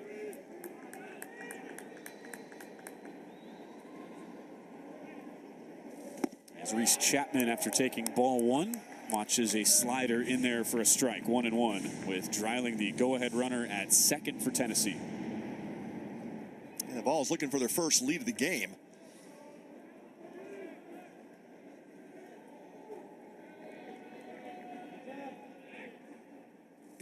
Big swing and a miss. Chapman right through it, 95 on the four-seamer. It was only 2 innings that Tennessee scored last night, even though they scored 6 runs. Couple of crooked numbers, 3 apiece in the 4th and the 8th. Scored their lone run in the 4th tonight. OU fans make some noise. The 1-2 popped up. A long run for both Pettis and Willits. It's Pettis who makes the call and the catch. A nice inning for Kyson. Witherspoon works around a rocket double by Dreiling, and we stay 1-1 to the 7th inning from Globe Life Field. I think we're gonna be falling in. Book at secretsresorts.com now for your limited time offer.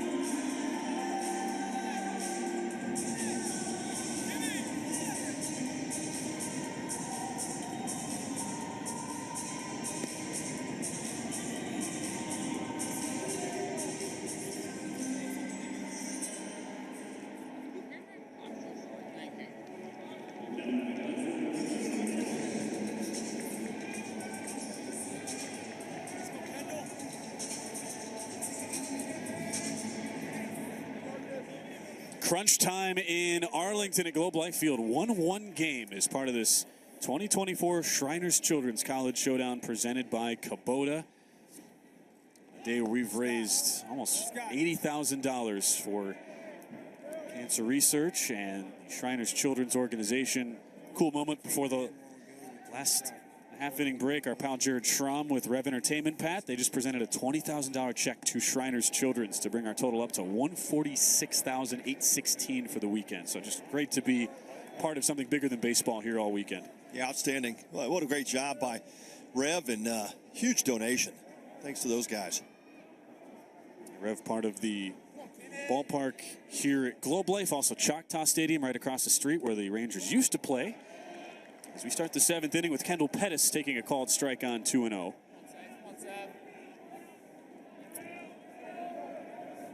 There's a look at the third baseman Billy Amick after Pettis showed bunt a couple times.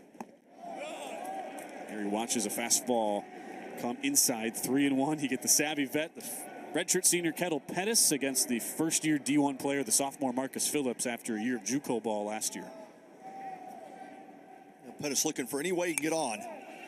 It's a 3-1 fastball and straight back with it, but Pettis is a really smart ball player and really matured as a hitter these past couple of seasons. 36 walks to 35 Ks last year. Oklahoma second in the Big 12 in walks a season ago, and there's that eye from Kendall Pettis.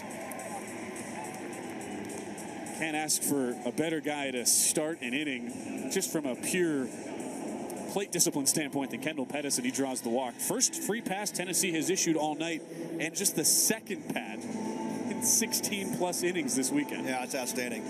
And that's really typical of Frank Anderson pitching staff, and guys just dial it in. Let's see how the Sooners want to handle this with Pettis at first. Of course, great speed there, but does he have Mudler scoring to bunt? He's going to let Mudler swing away. So Reggie Willett signaling the signs into Russell Raley, the third base coach, and they are going to let Mudler swing away. Mudler taking that fastball high and outside. The pitching coach Frank Anderson, 35th combined year as a Division I coach. That pickoff move by Phillips, former national champ, while he was on the Texas staff back in 2002. He's had success everywhere he's been. Has been a day one guy with Tony Vitello now in their 7th year together. Another pretty good pickoff move. Seems like everybody, even the righties, Pat, I mean, they've got lightning quick moves as well, something that Anderson really helps specialize in too in the development side. Yeah, it's just a little easier when you have great athletes. You know, Drew Beam, a former high school quarterback. Marcus Phillips, a great two-way player. And just great athletes on the mound. Pettis faked like he was going to go. Fastball rides up and in, 2-0. We're seeing, though, the impact a guy like Pettis can have just mentally on a young pitcher. Really kind of throwing off the rhythm of Phillips.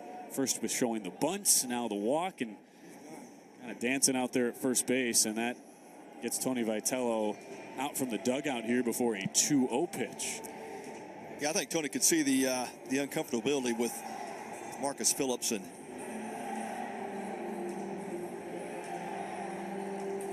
Tennessee had a couple of guys throwing, now just one. It looks like a right-hander in the pen, and they have made the call. Vitello will make the change. So Marcus Phillips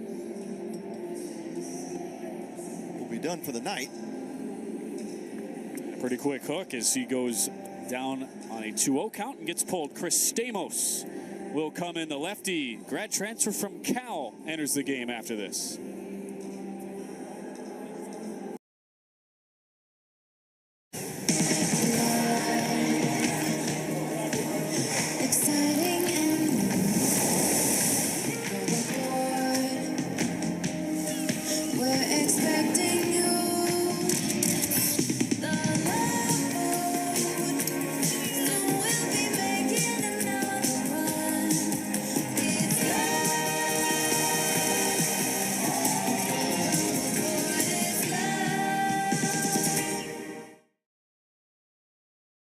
Choosing a treatment for your chronic migraine, 15 or more headache days a month, each lasting 4 hours or more, can be overwhelming. So ask your doctor about Botox. Botox prevents headaches in adults with chronic migraine before they even start.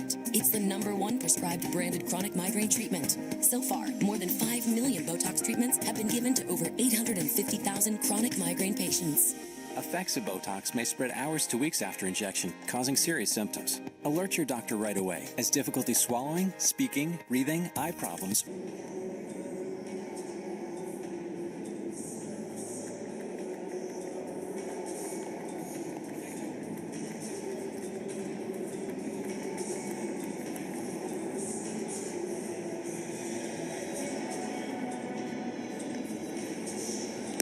Here's a look at the big lefty, Chris Stamos, 6'4", 209 from Pasadena, California.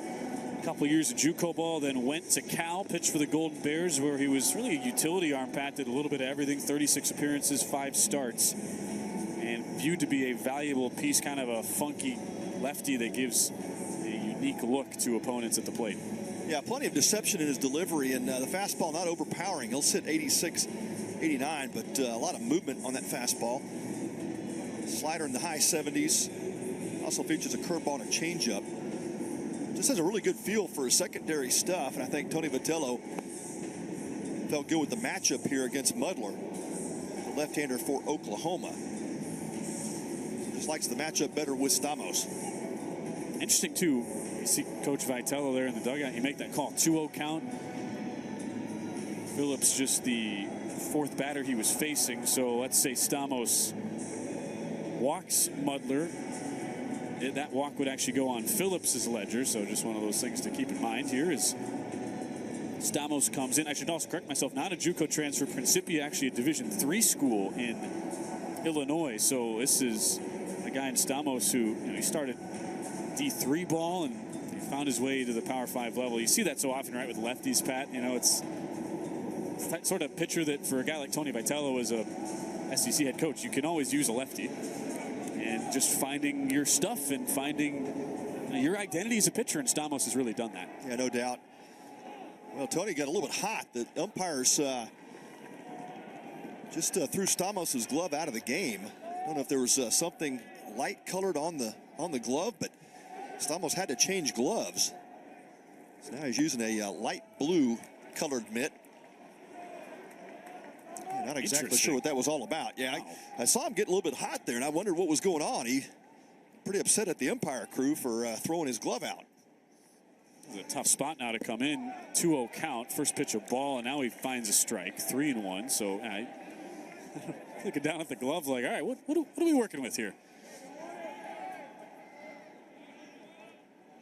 It's Mudler who is singled and popped out. He misses, goes with the slider. So that's a walk, so that walk gets charged to Marcus Phillips, and he's responsible now for both the runners on. It's a couple of walks here to start the inning, and Oklahoma with a big opportunity right now as Jackson Willits comes to the plate.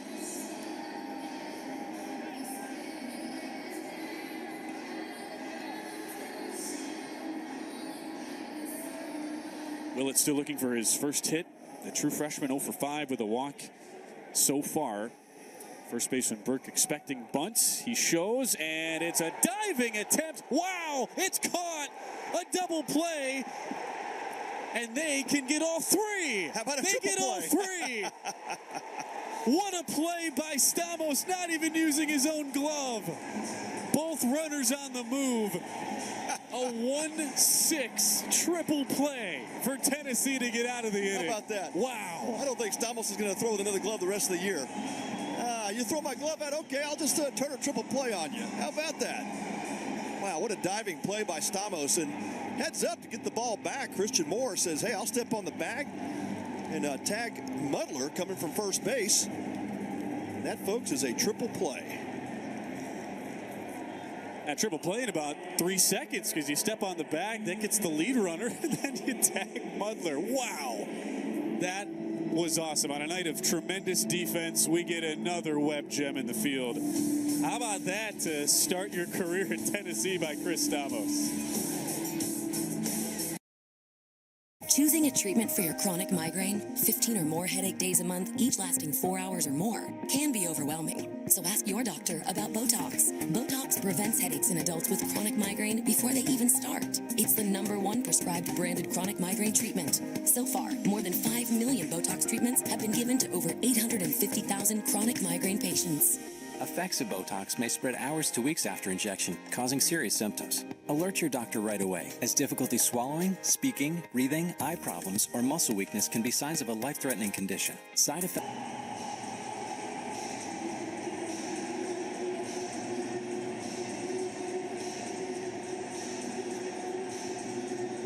Now, we've had some amazing plays in the field tonight. Dylan Dreiling left fielder for Tennessee, Kendall Pettis, left fielder for Oklahoma. Both of those guys, you got to take a seat because this play by Chris Stamos takes the cake. Oh, man, how about that? Moments ago, his glove is thrown out for some type of discoloration in his glove. Makes a pitch, gets the bunt to pop up off of Reese Chapman. I mean, OU has an inning that looks like it's going to turn into something big here late in the game. And you can see that. Blake Burke says, hey, he's going to use this glove the rest of the season. How about that? And head coach Tony Vitello. That took his blood pressure down a few notches. Yeah, he was frustrated about the whole saga there, and he was already, I don't think, anytime a coach is coming out to take out a reliever who's down in the count 2-0, he's not thrilled in the first place. Yeah. He takes out Marcus Phillips in a 2-0 count. It's pretty short leash, and Stamos has his glove thrown out and makes the play. Yeah. To do that as a guy who starts his career at the D3 level, makes his way to the SEC as a grad student, to do that, really the first true batter you face with Tennessee, a new team, and you make that play. Yeah, incredible. Great start to his Tennessee career. And on the other side, OU's like, what just happened? Yeah, we had, there's a first and second, no outs. It's Stamos making his volunteer debut. Had a chance to take the lead late in this game, and pop-up bunt and triple play later. Back to the dugout.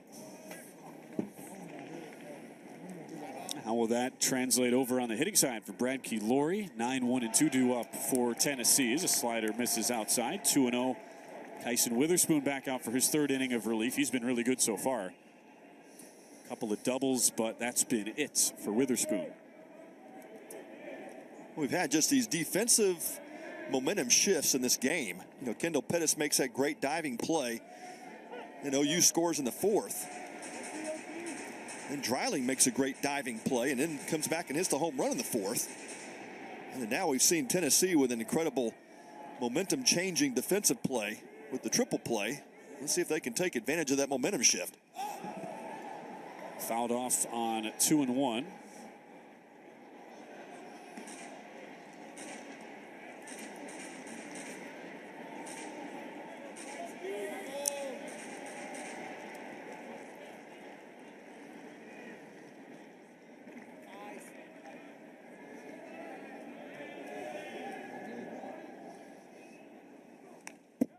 Fouled straight back. You got to think if you're Kyson Witherspoon on the mound, I mean, you know how pumped up the Vols dugout was, and it's such a huge moment now in the game. With the top of the order due up next, can you bear down? Can you get the momentum back on your side for OU in a game that's had so many swings back and forth? Slider laid off on, down low, 3-2. A good eye by Laurie there. A couple of strikeouts in this start for him. Back in the second, fourth, and he is looking to start something here in the seventh for Tennessee.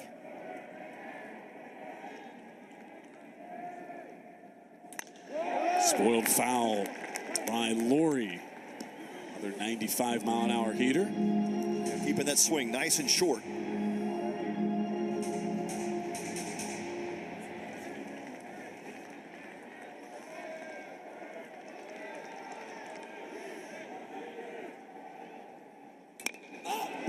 It's under it, a pop-up.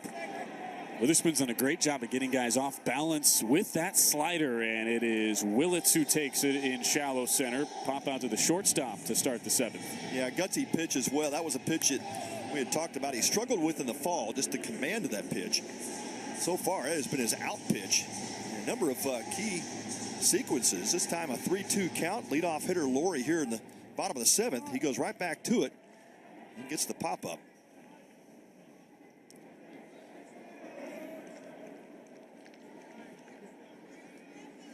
It's Ensley who offers on the check swing. Had a nice night so far, 2 for 3 and 3 for 8 on the weekend.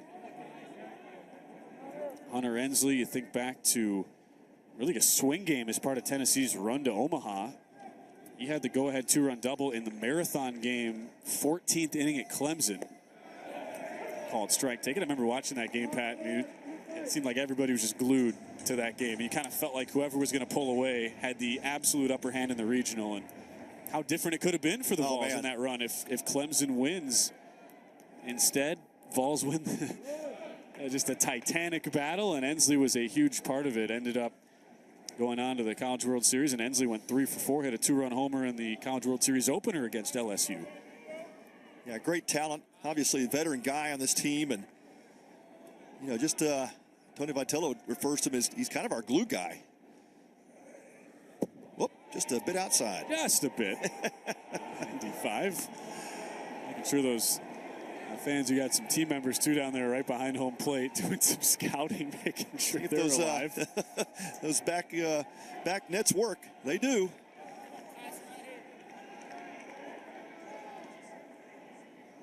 Kyson Witherspoon with his big arm. 2-2. Looked like Hensley just held up, and Blake Felix agrees he did. 3-2. Yeah, that was close. Really close, but good hold by Ensley. Second 3-2 count of the inning.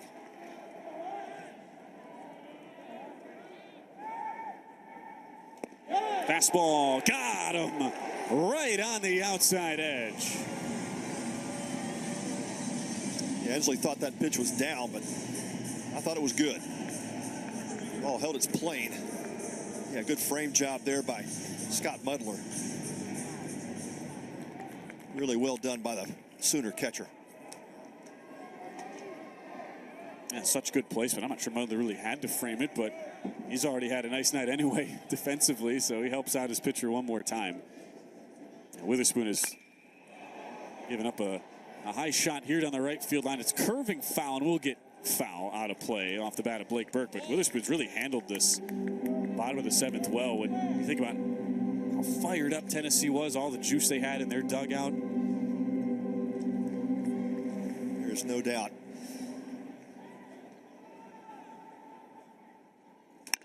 Oh, watch out. Wow. 106 miles an hour off the bat, and Witherspoon barely avoided getting drilled as Blake Burke has his first hit of the season. Took some anger out after an 0 for 8, 5 strikeout start. Look that out ball below, went, oh, man. It whizzed right by Witherspoon's head. Good job of ducking at the last second. Man, that was scary. That was close. Whew. Yep. That had forehead written all over it.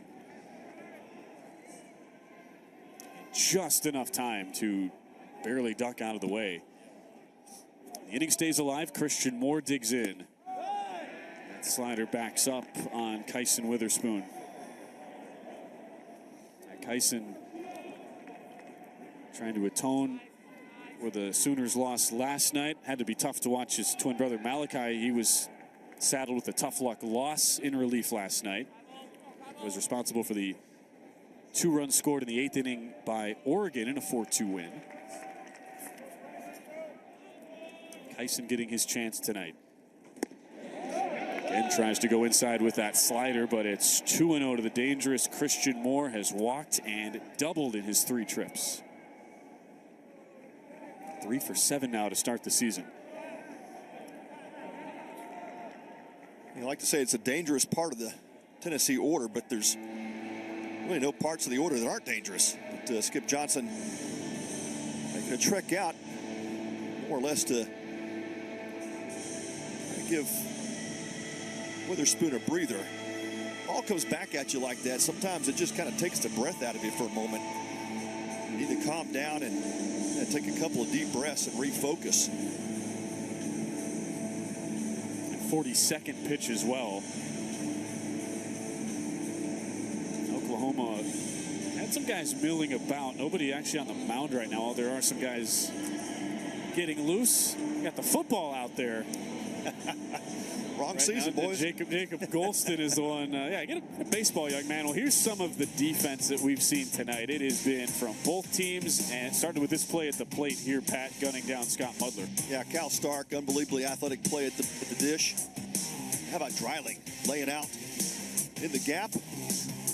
That has started all that mess. He laid out before Dreiling, but man, what a play. And then made a triple play. Stamos to Moore for 2. Yeah, a whole weekend's worth of top-notch, high-level defensive highlights in Not just one game, but 7 innings. Yeah, it's been fun. I mean, if you love defensive baseball, this has been one of those games that you probably rack up 4 or 5 of these plays that can make the top 10 on any network. High pop a foul on 2-1 from Christian Moore. Good battle going on right now as Kyson Witherspoon tries to get out of it. So you have the twin brothers, Kyson and Malachi, for OU. Christian also has a brother. His older brother CJ was a 13th round draft pick by the Arizona Diamondbacks in 2014. He decided to go the college route, played a year at Lamar University in 2015. High drive to left field. Will it stay fair? It's hooking, and it is just foul. Wow. Had the distance to clear the yard. Christian Moore, he's not convinced that was a foul ball, but it looked like it just went to the left of that foul pole. Yeah, you know what? Where it landed in the stands, it looked to be fair. I think that's why there's some question there. I think, Pat, that went foul, but I think it caromed quick off his seat and went immediately to the right. Yeah, that may have been the case. I think that's what fooled some of the folks in the Tennessee dugout. They took a long look at it, though, and even Christian Moore was looking back like, are we going to challenge that or not? At 378 feet off the bat for Christian Moore. And that was a no-doubter. I mean, you're a couple of inches away from that hitting the foul pole in the upper deck. So a deep breath for Kyson Witherspoon. Crisis averted for now, but it's another 2-2. Swing and a miss. What a change of events. An inch away from a home run. Kyson Witherspoon an inch away from getting drilled in the head. Instead, the OU hurler works out of it, and it stays 1-1 to the 8th inning.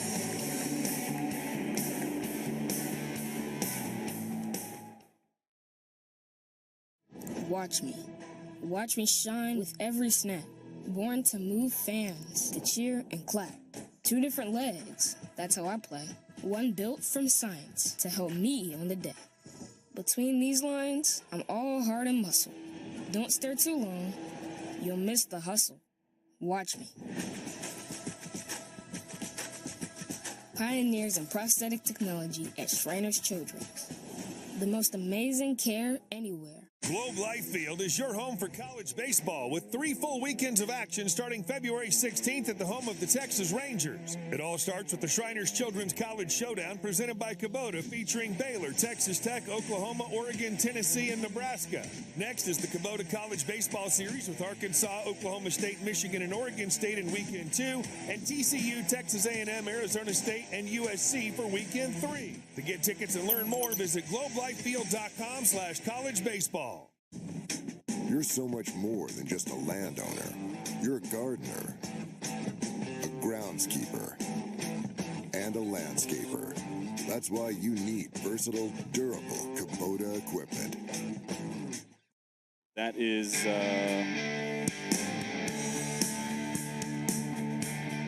how cool is this? All of the teams participating in this year's Shriners Children's College Showdown get a commemorative banner from Globe Life Field, the names of all the teams, and that's a look at Oklahoma's banner. They will proudly take back to Norman. That was the thing that really stood out to us on all the coaches' calls this week, Pat, how much it meant to guys like Skip Johnson and every other coach to be included in this field and get to play for a cause bigger than just baseball. Yeah, outstanding, and what a beautiful plaque, man. They just do this whole tournament. It's so first class. A great takeaway for each of these teams. We've had tremendous competition all week, and after the highlight reel play, Chris Stamos coming in gets a triple play, catching a bunt with 2 runners on, and then getting the triple play. He comes out now. Talk about going out on a high note. Aaron Combs, the righty, is in and gets a swing and a miss from Jackson Nicholas, 4th pitcher of the night for Tennessee. And it's Aaron Combs. Got in a lot of games last year, but only threw 21 innings in 26 appearances. Former JUCO transfer from College of Central Florida. Yeah, good stuff, as you would expect with any Combs on the mound. Just waiting for you to catch that. See what you did there. It's really good. You know, fastball 88 to 92, and curveball, slider, changeup, 4-pitch mix from Combs. The transfer from Coastal Carolina. A chance here deep in this game. It's 1-1 tie. I'm really glad we got him in when you and I were calling a Tennessee game, Pat. Exactly right. Pat Combs next to me, in case you didn't know. Well, it should. Former big league pitcher with the Phillies, former Baylor Bear. I know it's been a tough week for your alma mater. A couple of really tight losses for Baylor so far, but everybody's represented themselves so well. Every game has been played really cleanly, not a lot of sloppiness. Very competitive. You bet. Very tight. Yep. Nice backdoor slider. Strike three. Aaron Combs gets the backdoor, and Nicholas is set down on strikes. Well, just a nice backdoor slider there from Combs, and he's one of those pitchers that just sits in attack zone and gets ahead and don't know what he's going to throw. That 4-pitch mix. Usually throws changeups to lefties, but uses a backdoor breaking ball that time to retire Nicholas. He gets the top of the order now as we play in the 8th inning, and Spikerman rips one. Watch out in that Tennessee dugout. Looked like everybody was okay. That caught a piece of the protective netting before flipping up and over into the dugout. And Combs, though, has overcome a lot of adversity as he faces Spikerman now. You talked about how he started at Coastal Carolina, Pat, and got hurt right away, had a medical red shirt there, and went the JUCO route. Little number. It's a nice job, though, fielded by Combs to get the speedy Spikerman, who's trying to catch Tennessee off guard a little bit and start some instant offense, but not enough execution there. Yeah, just trying to push that ball past the pitcher. Combs did a good job getting off the mound and clean throw and playing catch with Blake Burke, but not a bad idea. Especially when you think about Spikerman's speed, 27 exactly steals last year, a steal earlier tonight. Now wave and a miss by Madron. Well, the good news, too, for Tennessee, fully loaded bullpen tonight. They only threw 2 pitchers yesterday. A.J. Russell went 4 1/3. A.J. Causey went 4 2/3. So all hands on deck tonight. High fastball at 94, gets right through the glove of Cal Stark. It's the only play Stark has not made tonight. Unfortunately, I didn't have to. 4-0 with a 3 ERA last year for Aaron Combs. Ball hit hard to right center. Ensley on his horse, still giving chase, runs it down in the gap. Another strong defensive play on a ball hit 391 feet, but Ensley's tremendous speed gets there. And it's a 1-2-3 inning for Aaron Combs as we stay knotted up at 1.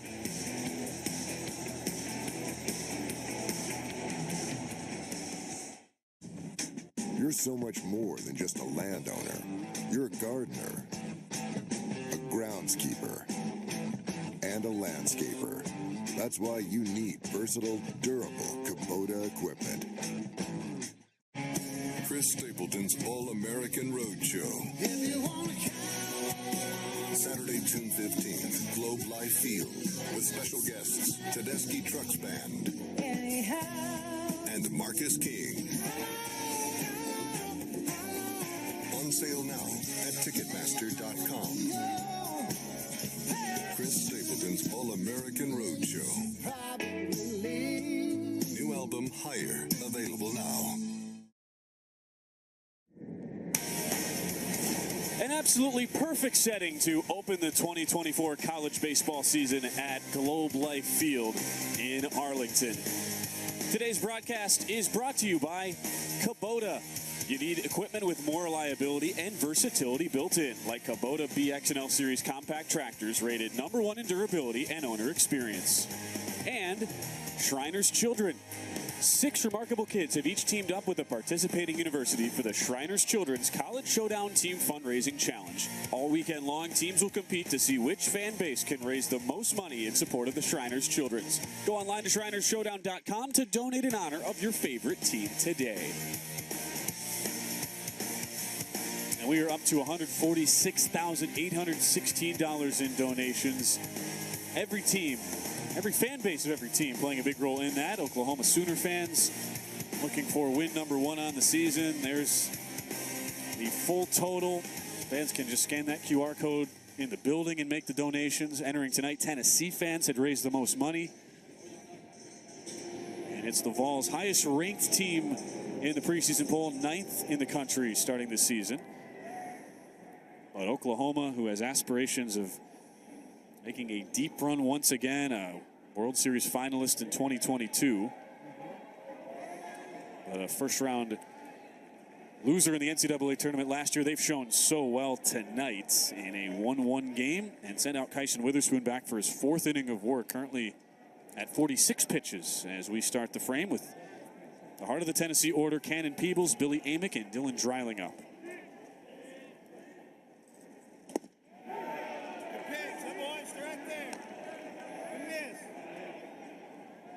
Check swing by Peebles on a ball on the slider. The slider is that pitch to watch for Kyson Witherspoon. He's relied on it so heavily throughout his first outing at the D1 level. It's really been the one thing, Pat, you talk about some of the fall struggles for Kyson, and it was a slider command. You tend to see it back up on him a little bit. Sometimes doesn't totally get the movement he wants, which can be dangerous when you're talking about hanging pitches at the D1 level. Yeah, and it's the slider is that pitch that you really don't want to overthrow because you want that downward tilt to it. If you throw it, if you overthrow it, as sometimes we'll see young pitchers do, that slider will flatten out. It'll back up. It just won't do what it's intended to do, and then you lose the command of it. So it's a feel pitch. It's just like any other off-speed pitch. You have to have a good feel for it. There he pumps in a 3-0 fastball to Cannon Peebles. 1 for 7 with a run and a walk so far to start his Tennessee career. Hit .352 to lead NC State a season ago. Big hack on 3-1 and the count runs full. Only had 142 at-bats last season. He was playing behind a really good catcher in Jacob Cozart last year, so mostly DH'd. Drills one to the right side, but it's right at Jackson Nicholas. Handles it on 2 hops and makes the play for out number 1. Yeah, Peebles had the fastball 3-1, but it was a little bit elevated. This time Witherspoon comes right back to that slider and again gets it down in the zone and is really trusting that pitch tonight. Really thrown some good ones in key pitch sequences and recorded a number of outs with that pitch. It's the second time through the order for Witherspoon as well, so big ask for him to go deep. 52 pitches now as he faces Billy Amick, who swings right through that fastball. It had a little bit of a cut to it. May have been a slider. But slider, yeah. Yeah. Amick thought he had a beat on it. That thing just dipped away.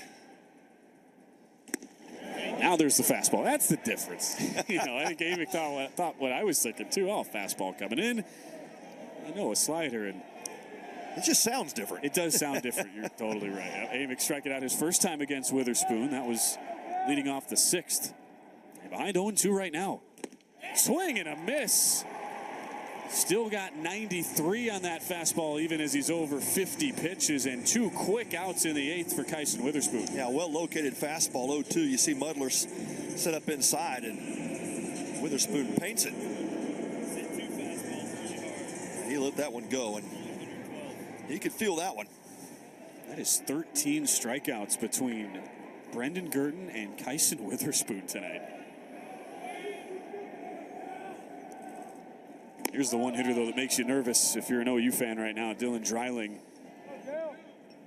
The only source of offense so far. Solo homer off Brendan Girton back in the 4th. Hit the screws off a double down the right field line in the 6th against Witherspoon. Fastball just misses outside, 2-0. Can't blame Witherspoon for nibbling a little bit with the form Dreiling's in right now. Yeah, no doubt. Make him beat you the other way and just work on keeping the ball down, keep it in the ballpark.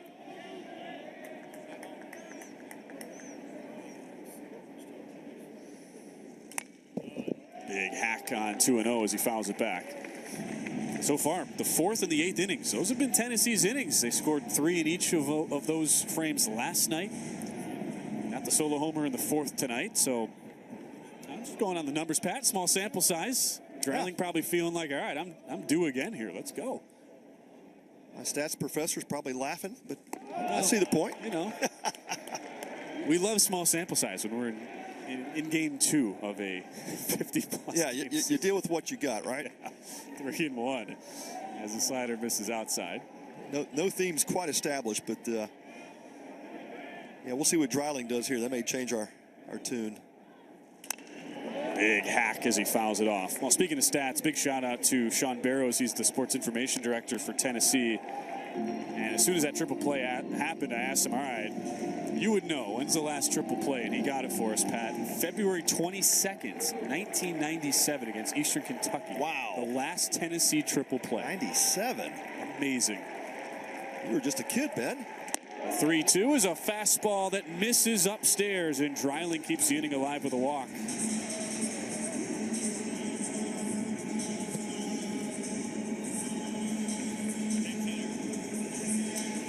Well, you know, there's certain situations in the game where you say, hey, we're just not going to let that guy beat us, especially here in the 8th inning. Dreiling has been seeing the ball really well, and that's one of those situations, the unintentional, intentional walk. Sure. You get ahead of him, you may go after him, you fall behind, you just go ahead and give in. Looks like Tony Vitello is going to stir his bench up a little bit. We're going to have a pinch hitter. Confidence, too, from head coach Skip Johnson for Oklahoma, keeping in his youngster Kyson Witherspoon in his D1 debut to finish out this inning. Walks Dreiling, and now after Cal Stark was in that 7-hole, he will get the pinch hitter. It is Dalton Bargo, who likely will enter the game as a catcher. He has catching experience in his time at Mizzou. And Bargo had a big tournament here last year. Played for the Missouri Tigers at this Globe Life season opening tournament. Now an interesting carom. It comes all the way back to the pitcher. And Witherspoon throws out Dreiling. What a crazy ricochet as it hit out in front of the mound. Just boomeranged right back to Witherspoon, and he throws out Dreiling, who had no chance. How about that? Oh, man. How does that happen? Yep, there it is. Carom's off of the knee of his catcher, Muddler, and what a heads-up play. How about that? Still 1-1 going to the 9th.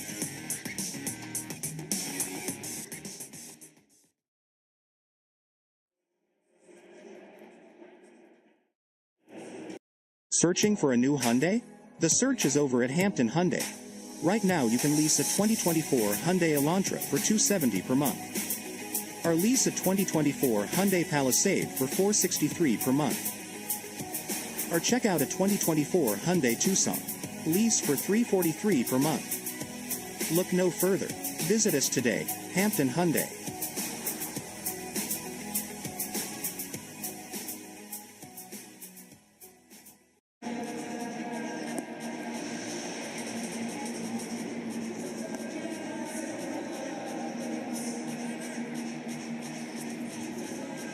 Still knotted up at 1 as we go to the 9th inning.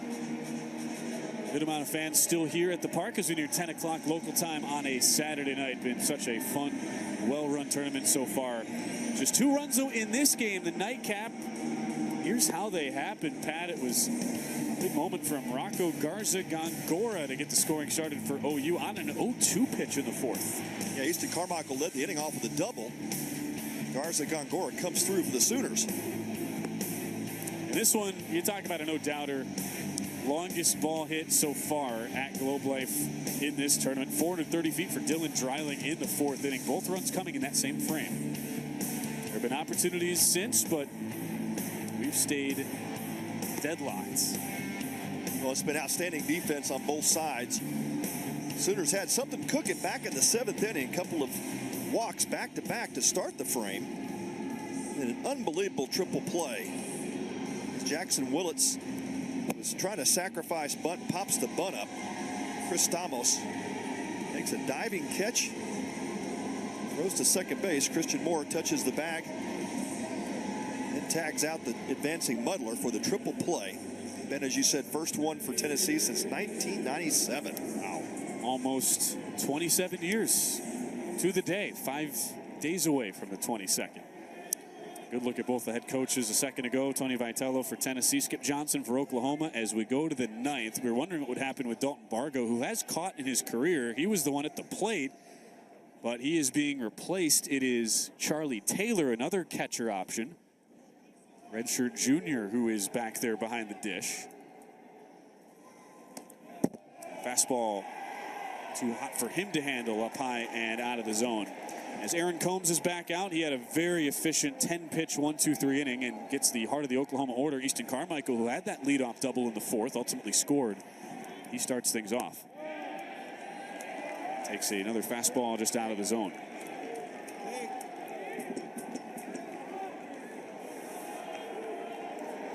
Obviously a dangerous part of the Sooner lineup. Carmichael, one of the more consistent hitters for Oklahoma.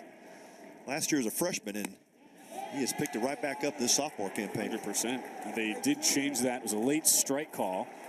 So changed it to a strike. Now a ball outside, so 2-1.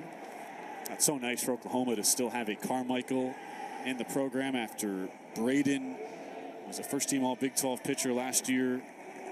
46 career outings on the mound for him. And he got to pitch to his younger brother, Easton, who takes a called strike on 2-1. They had a few games together as the battery and actually had their debut together as pitcher-battery combo here at Globe Life against Abilene Christian in a midweek game last February. That was fun for those guys, and had a chance to coach his brother Braden in summer ball, and both really good players. Swing and a miss here. So now it's 3-2. Yeah, we were confused. So it is now a 3-2 count. And the scoreboard was a little bit mixed up too. Yeah, we thought it was 2-0 to begin with. Said scoreboard had 1-1. So that was a 3-1 pitch, and it's now 3-2. Swing and a miss. Combs back to the high heat at 94 as Carmichael goes down swinging. Yeah, that's some sneaky heat from Combs, and ball just took off in the strike zone. Yeah, just a great pitch above the hands of Carmichael, and 2 pitches back to back, just not able to catch up with the fastball. The high heat by Combs. As convenient as it is to say, oh, you chase ball 4. I mean, when the ball starts like that, belt high, so hard to lay off. Almost impossible. Michael Snyder now takes a call strike. Now, Combs has been working well with the fastball up in the strike zone. His breaking stuff has been primarily down. It gives the hitters a couple of different looks. There's the slider just off the plate. 1-1 to Snyder, who is 0-2, did reach on a hit by pitch back in the 6th. Keep seeing it. 11 homers last year for Snyder, the Washington transfer. Takes a called strike. We're in the 9th inning now. It's had that 9th inning type of energy and intensity, Pat, since about the 3rd. You could argue even the 1st inning when Tennessee stranded the bases loaded. Both fan bases and dugouts so into every pitch. Yeah, 2nd game of the year for both clubs, and it feels like a regional game. It's really got does. that atmosphere, you know. It's been fun. What a game, back and forth here, defensive play after defensive play, and pitching has been outstanding tonight, both sides. 2-2 after that fastball missed high.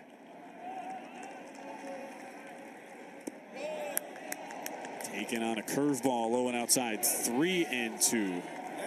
It's funny you say regional environment. That's exactly what OU coach Skip Johnson told us during the week. It's what he expected. And you know, Skip, he's been around a few years. I think he knows what he's talking about, Pat. He was spot on. Ball 4. Have been prescient. Yep. Good at bat by Snyder.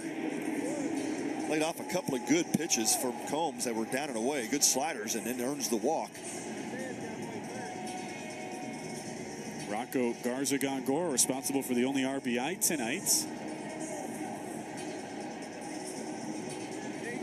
He is due up next and goes down to 3rd to have a conversation. Now, what do we have here? Down the first base line.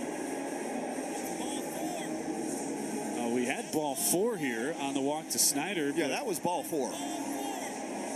He's being given the bat back. Now, we just had an issue on the last AB with the proper count being relayed to the scoreboard. You can see Skip Johnson saying that was ball 4. Yeah.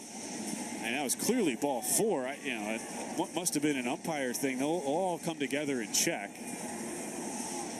Well, somebody's going to have to count right here. It's 4 guys on the field. Now, last resort is you go to the scorecard and the official scorebook. The official scorebook had that right as a walk. So review it. Yep. Oh, not what we wanted. There we go. Jeez. Oh, the Boo Birds are out. And we get an official review. This is not what you wanted a review for, because the umpires lose track of the counts. Oy vey. I mean, Snyder knew, the catcher knew. And he gets to first base, the first base umpire is sending it back, and it's like, huh? For what? Tony, I understand too the frustration for Tony Vitello, because now this totally throws off the rhythm of your pitcher, and your just unnecessarily long break. He's saying, hey, who's responsible for this? You got to have it figured out.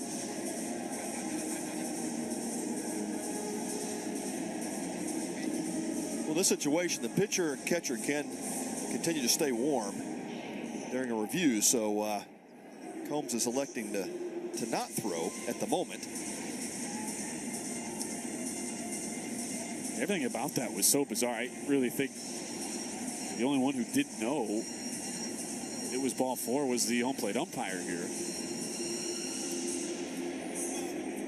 As we near the 3-hour mark of this game, it's been a well-played, clean game. We had the one replay review earlier on a challenge that was won. It was a challenge that was lost as well by Oklahoma early. So we had a couple challenges. Now we wait. I can't imagine, we were watching that whole sequence, Pat. I mean, we both had that as ball 4.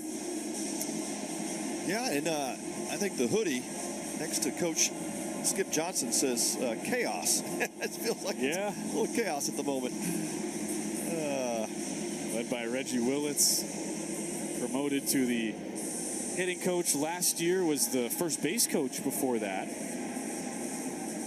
It's gotta be so cool for Skip. You see him there on the right side of your screen. All of his assistants, former Sooners in their playing days. Yeah. Reggie Willits, Todd Butler back in the late 80s, and Russell Raley, officially promoted from the volunteer assistant when the NCAA approved that third paid assistant role. He was with OU back in 06 in the mid-2000s.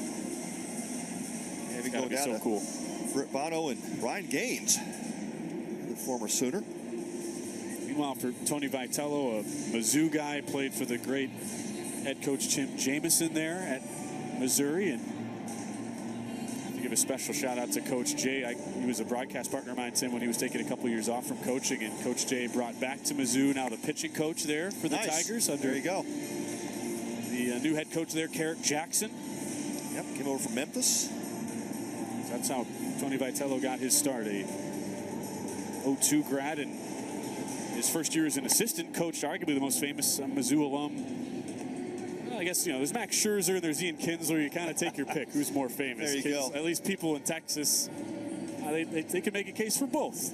Well, and Tony V, I mean, think about the head coaches he's been studied under. Dave Van Horn at Arkansas, Jim Schlossnagel at TCU. Of course, spent some time at Missouri, 04 to 10. And had 12 top 15 recruiting classes in 20 years as a recruiting coordinator. Just gives you an idea of just what Vitello brings to a program. And then he hires some great assistants. Josh Elander's been with him ever since he got the head job. Now as recruiting coordinator for Tennessee. He knows the third base coaching duties as well as the hitters and the catchers. Then, of course, we've mentioned Frank Anderson, 7th year, been with Tony V the whole time. Richard Jackson, his 5th year. Bonfield is 5th year, director of player development. All right, the good news is that took a while, but we've sorted it all out. That's what we have replay. Just get it right. Yeah, both staffs so experienced, and it wouldn't shock anybody, especially Tennessee, one of the favorites to make it as the final 8 to Omaha. But even if Oklahoma were to make another deep run, it would not be a shock whatsoever here in 2024. So there's a look at Tony Vitello. You can tell he's hot with how long this has taken. It's just, And he's a guy who doesn't want to beat around the bush here. Yeah. I mean, you just want to play, and it definitely the person who is hurt the most by that is the pitcher on the mound. So we do get a pinch runner here with Snyder at first after the walk. It is Jason Walk, the 5'9" freshman from Ackworth, Georgia. Brings a ton of athleticism, and they have really focused on recruiting speed, OU. Jason Walk makes his college debut right here as a potential go-ahead run, top of the ninth, with Garza Gongora in there. Immediate pickoff attempt as well. Yeah, that is a signature Reggie Willits offense. Just a ton of athleticism and speed. Loves to put pressure on defenses.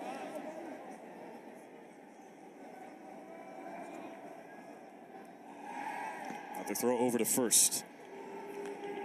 116 stolen bases last year. That ranked third in the Big 12 for OU.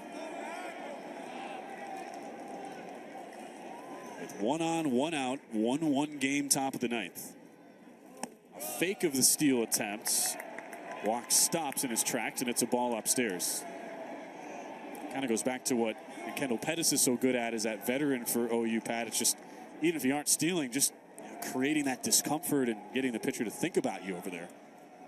That's what great base runners do. It's that slight distraction that can benefit the hitters as well. And as a pitcher, you take any type of focus off of making a great pitch because you're worried about the base runner, and oftentimes doesn't end well. The 1-0 curveball down in the dirt. Good block by Charlie Taylor. Big ask for him, too. He just comes in fresh off the bench as a defensive replacement. And it's 2-0. Definitely thought, you could tell why Coach Vitello was upset with potential throwing off at the rhythm for Aaron Combs, and quickly he goes down to the count 2-0, and Frank Anderson's out to talk to him. Yeah, Frank had something to say to Blake Felix, first base umpire, saying that long wait didn't do any good for my pitcher here.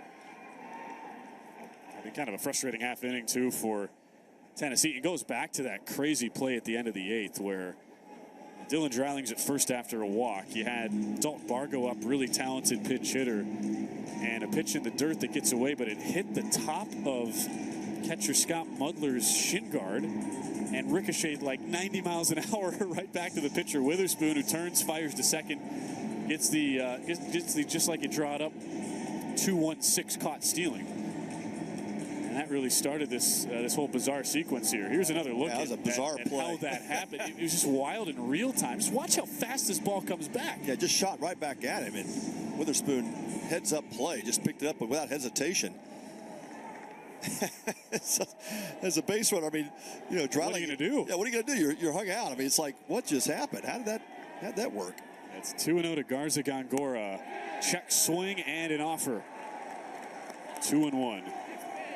To the sophomore from Laredo, Texas. They envision Garza Gongora playing a little bit everywhere. Valuable utility man coming in. Called strike at the top of the zone. Yeah, Garza Gongora didn't like that call, but been a pretty consistent strike zone from John Brammer. He's been calling that high strike. Close play at first. Close on the pickoff. Ballpark estimate, 15, 20 pickoff throws tonight by Tennessee pitchers. They've been very deliberate about keeping the speedy OU lineup at bay. And a call, strike 3 again at the top of the zone. That was a better pitch. It's one that you got to pull the trigger on, especially 2 strikes. Ball starts inside and catches the inside corner. Just kind of locks him up. Well spotted fastball from Combs. Another called strike. It is Pettis who walked his last time up. He's been a part of that defensive highlight package with a sprawling full extension grab to Rob Billy Amick. Takes a called strike, curveball.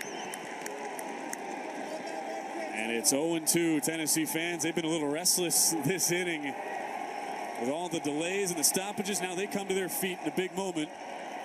First to pick off attempts back at walk.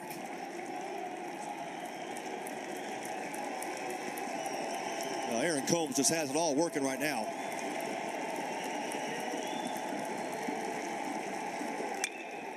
Chop to the left side. Moore has to hurry, makes a strong throw to get the fast-running Pettis. Making it look easy for Christian Moore, potential SEC Player of the Year candidate.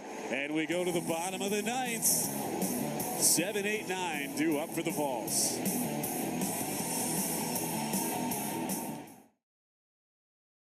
Watch me. Watch me paddle, carve, and drop in. The water is my canvas. Let the good times begin. Perfect sets and barrels I chase. Where sand becomes surf, waves set the pace. A childhood accident couldn't ruin my vibes. Thanks to one special place, I've never been more alive. Watch me. Shriners Children's. The most amazing care anywhere. Elevate your ballpark experience with a tour of Globe Life Field and experience the home of the Texas Rangers like never before. Go behind the scenes and explore premium spaces, unique club settings, luxury suites, and more. Along the way, you'll discover rich history, impressive architecture, and fun photo opportunities around every corner. Globe Life Field's many tour offerings are sure to take your ballpark visit to the next level. For more information and to book your experience, visit globelifefield.com. With Pie Prime by Solo Stove, you can finally think outside the cardboard box. The best pizza isn't delivered to the front door. It's made in the backyard. It doesn't come from a restaurant. It comes from you. Anywhere can be your favorite pizza spot. Any day of the week, all year long. Pie Prime is the pizza oven that's simple enough to be your first and powerful enough to be your last. Pie Prime by Solo Stove.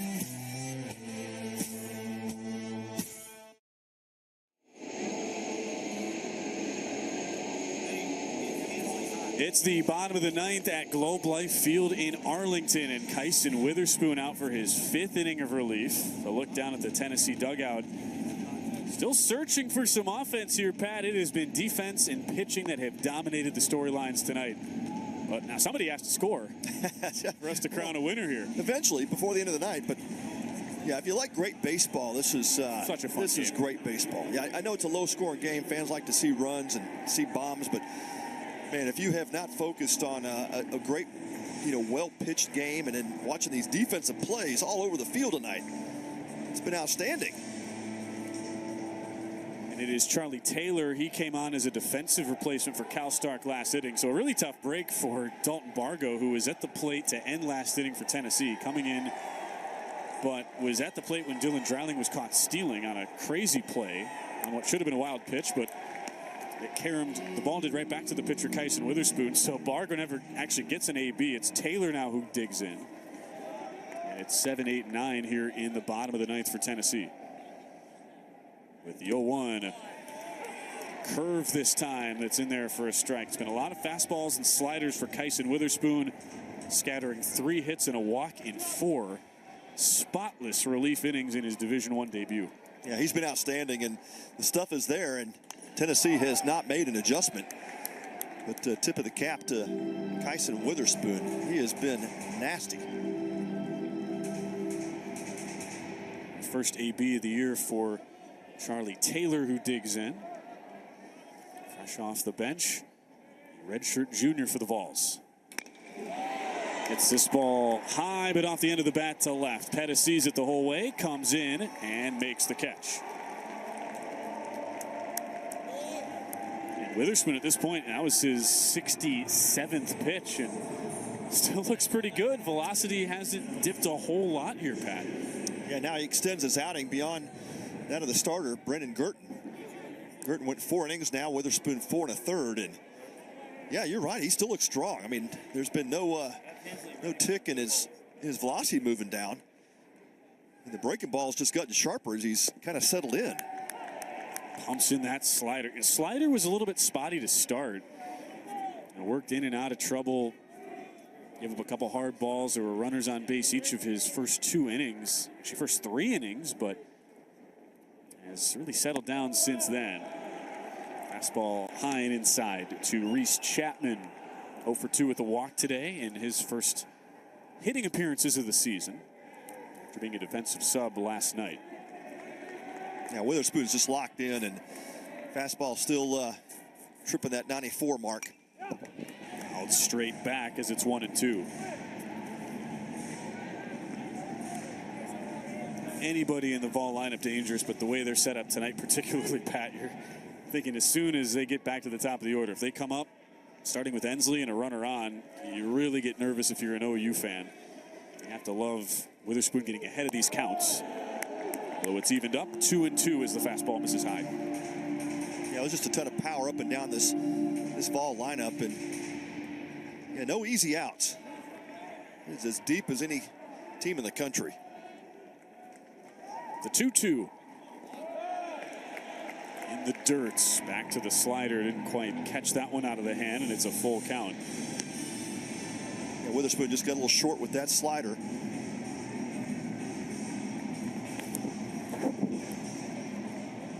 Chance for Reese Chapman. You have so many established guys in this Tennessee lineup.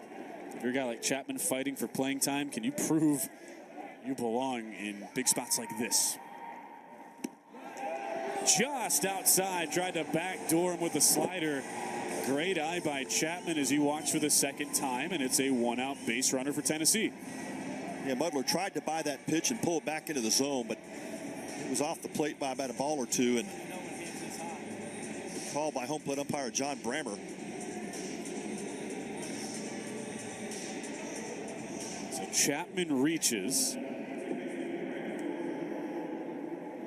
Bradkey Laurie, the number 9 hole hitter, looking for his first hit of the year.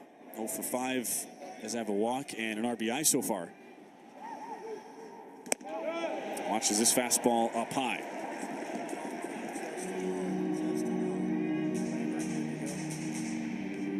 Yeah, Laurie's got that nice short swing, and it does come with some power.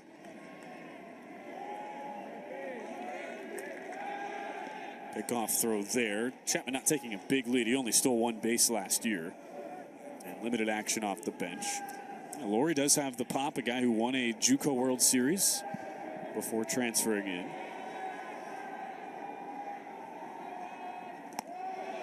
Another fastball up high. Packs a big punch, too. He's only 5'9", 170, so it's naturally a little smaller zone you have to work to with Laurie. Yeah, fastball starting to get up in the zone, and Mudler going to give Witherspoon a chance to settle down here. Start to see a little fatigue, although the velocity doesn't show it, but the fastball starting to drift higher. Yeah. Still been 92, 93 now each of the last couple innings. We did see some 95 at the very start for Witherspoon. And Skip Johnson's bullpen is active down in left center. A couple of guys getting loose. We saw him throwing a football down there earlier with Jacob Golston. They have traded for the baseball. Well, they have traded it for the baseball, yes. 2-0 the count. Chapman at first. Chapman fakes like he's going to go, and it's another fastball just high. 3-0. You'd think here at the bottom of the order, I mean, no reason whatsoever to be swinging until Witherspoon can throw 1 strike, if not 2 back-to-back. Yeah, I definitely think taking a strike here, and Witherspoon digging himself a bit of a hole. That pitch misses. Missed him again. Wow. Back-to-back walks as Witherspoon nears 80 pitches in his D1 debut. Maybe it. See if Skip is taking that step up, and he does. He steps out of the dugout. Looks like it could be the night for Witherspoon, and what an outing. Pitched his heart out, didn't he? He did, yeah. 4 to third, only 3 hits. 3 hits, 3 walks, and 4 strikeouts for Witherspoon, responsible for the winning run at second base in Reese Chapman. And we will see a new pitcher enter. With the top of the order coming up for Tennessee, Vols with 2 on and a chance to walk off the Sooners tonight.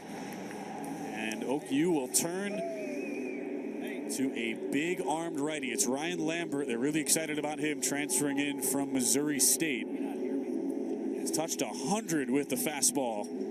You have to think he'll be fired up against the top of the Tennessee order. We'll set up Ryan Lambert here as he enters. Only threw 2 1/3 innings last year at Missouri State, but it's that fastball slider combo. And as good as Witherspoon was with the fastball slider, you're seeing a guy in Lambert Pat who adds even a few more miles per hour on the fastball. Yeah, it's an electric arm, and it's like an arm that just all of a sudden came on the scene. The guy was low to mid-90s at Missouri State, and now can run it up to 100 with a pretty good slider as well. While we wait for Lambert to take the mound, here's a look at how we've gotten here. So much defense tonight. Started with this beautiful snap tag by Cal Stark at the plate to get Scott Mudler. And continued with a diving catch in left field by Dylan Dreiling of Tennessee. Kendall Pettis taking away extra bases from Billy Amick on the OU side. The coup de grace so far this play. The dive by the relief pitcher Chris Stamos with 2 on a bunt attempt starts a triple play, the first one since 1977 for Tennessee.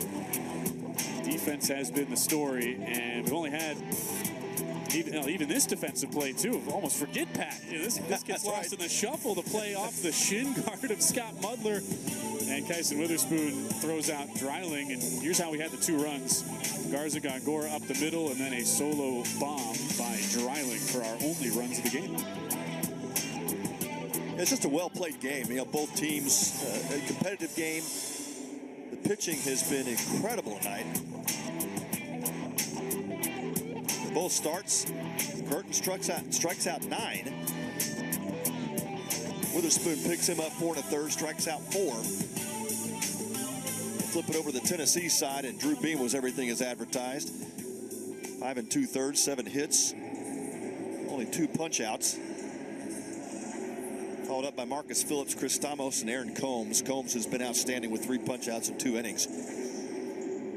Now it's Lambert. Get a good look at the 6'3", 221-pound junior from Excelsior, Minnesota. Coaches called him a true revelation in the fall. He barely was in the relief rotation at Missouri State through just 2 1/3 innings a season ago after transferring in from the JUCO ranks at Northern Iowa Area Community College.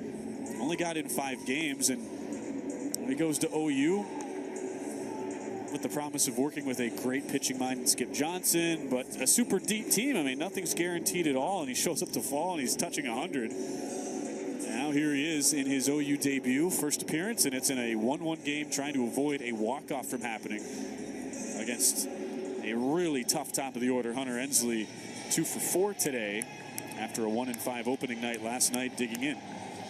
Well, Skip Johnson obviously saw something he liked in Ryan Lambert. A little bit of crossfire action as well, kind of steps across his body, and then that fastball just gets up on you quick. Let's see how he handles this tense situation. A couple of volunteers on and one in scoring position. Only 1 out. Swing and a miss, goes right to the slider on his first pitch. As Chapman sits at second, Laurie at first. Hunter Ensley, no stranger to the big moment. Go-ahead 2-run double in the 14th inning in the Clemson Regional last year. Redshirt junior from Huntington, Tennessee. And well, we've seen this before. Equipment change. New glove. Yeah. That 100-mile-an-hour heater just broke Scott Mudler's glove. He's been back there all night. He has to break it in. Yeah, he doesn't feel super comfortable with that glove. Yeah, he has a backup. There's his backup. Okay. We got multiple options over there. Easton Carmichael brings out another option for him. So now he's got 4 options. It's funny with all the heaters that it was a slider that got his glove there, but okay. Might have been on the pitch before. Yeah, you just never know when those. Yep, no doubt. Those things get loose, and all of a sudden one pops. All right, so Scott Mudler's back.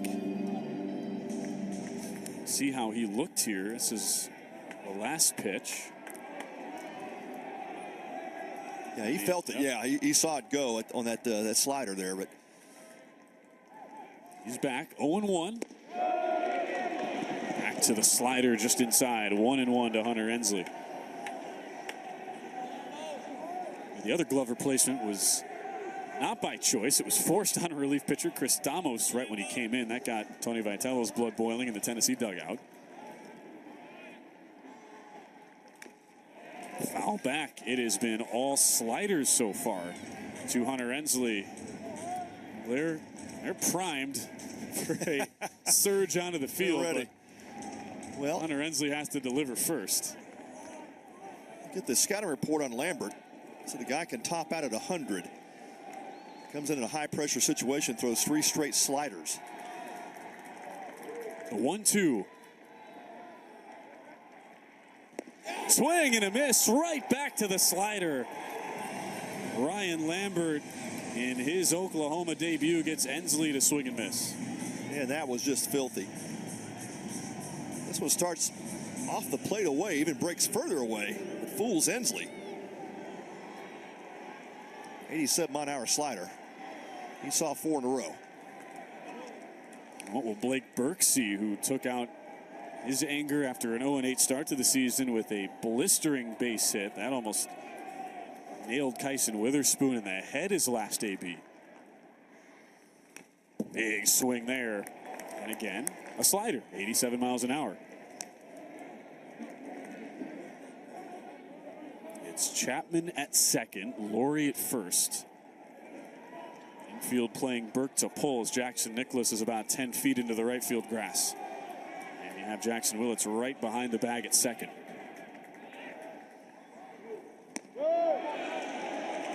Up high, that one more of a curve action as it's 1-1. Yeah, just a slider. It gets away from him and backs up. 6 in a row now for Riley Lambert.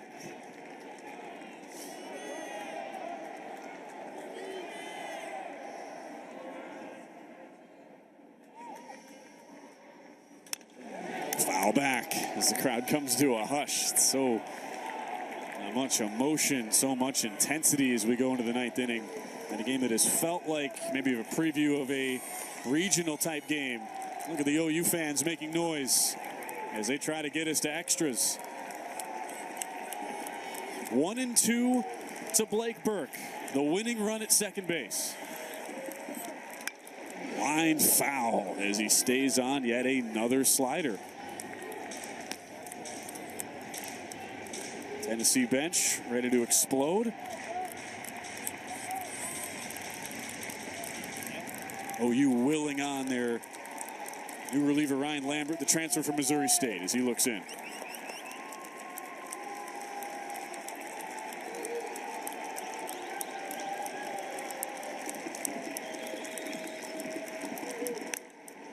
Line to the left side. It's a soft jam shot, and Snyder's right there. Well, that time Lambert came in with the fastball, touch 93. Burke jammed, and Lambert gets out of it. We're going to extras. Free baseball next from Globe Life Field.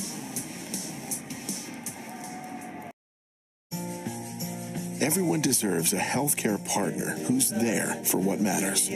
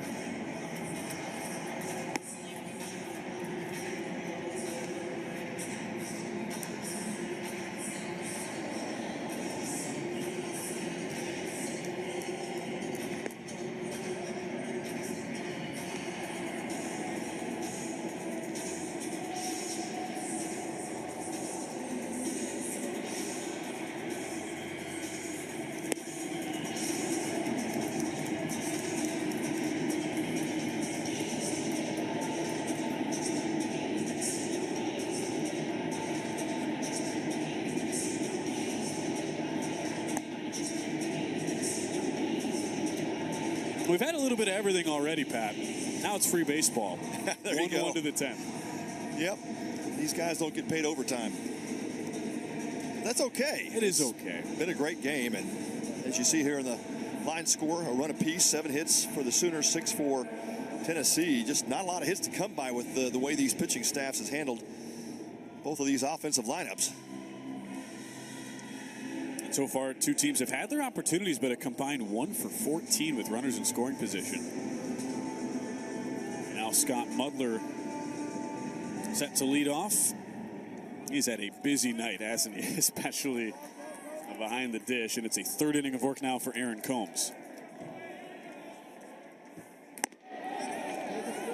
You'd think from a pure bullpen standpoint, with that first pitch missing high, Tennessee, just on the basis of getting 2 long outings from a pair of combo starters last night, they're better suited here, Pat, but neither coach so early in the year will want this to go on, much longer just for bullpen preservation as we get a called strike.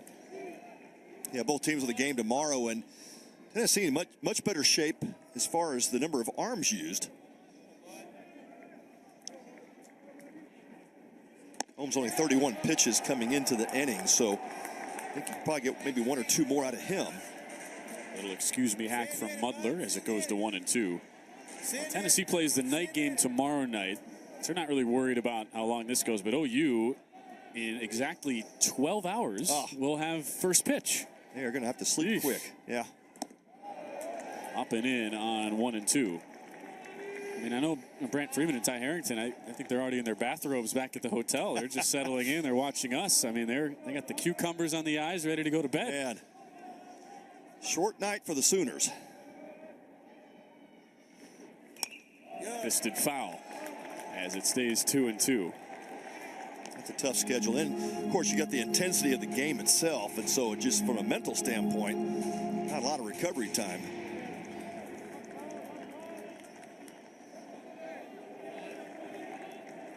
OU and Nebraska to kick off our final day of this tournament. Swing and a miss. It's a changeup that gets Mudler out in front. A nice pitch from Aaron Combs, and got it all working.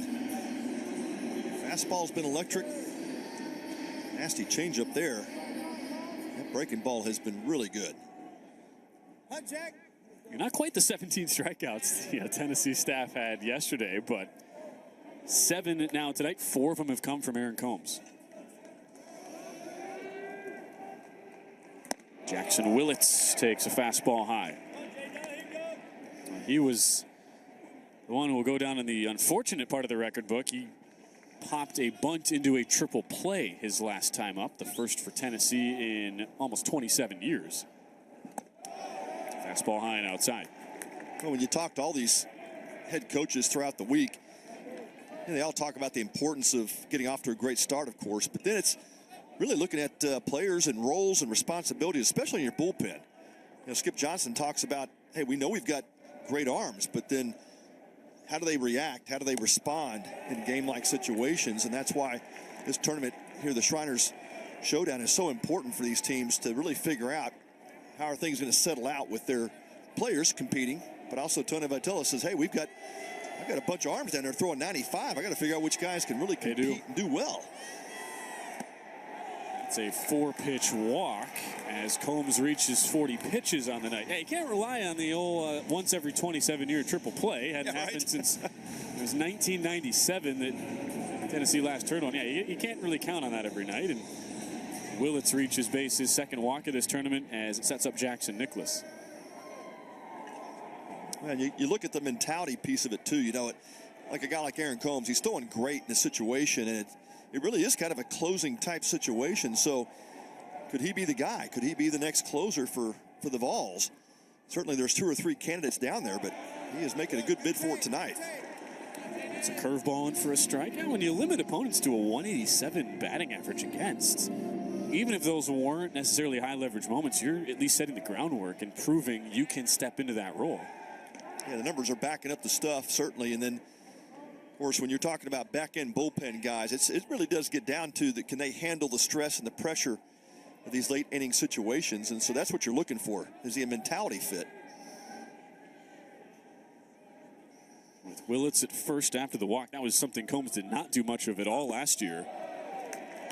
Curveball laid off on, and it's 1-1. Only 7 walks compared to 39 strikeouts last year for Aaron Combs in 21 innings.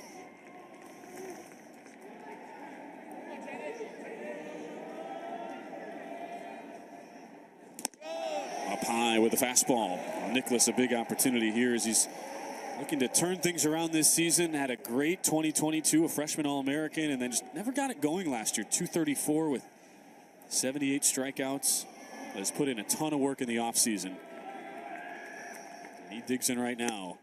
Watches a curve fail to do much of any movement outside, and it is 3-1 as the Tennessee bullpen continues to work. Yeah, the command is starting to get wide now, and I'm sure Frank Anderson is thinking the same thing I am. He's probably on the last few pitches here with that command starting to vacate. Up high and outside. That might be it for Aaron Combs, who was so good for 2 1/3, and he's lost a little bit on the command. Up to 45 pitches now, and back-to-back walks. Oklahoma, the only team with a hit with a runner in scoring position. The two are combined to go 1 of 14.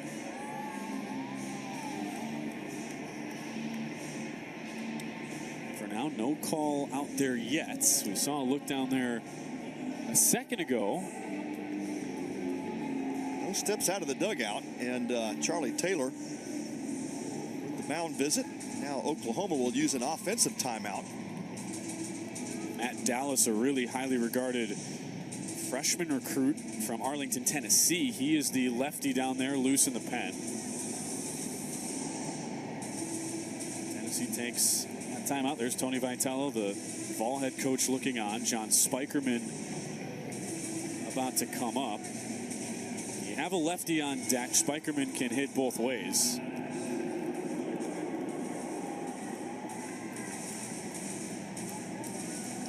For now, they will give another plate appearance.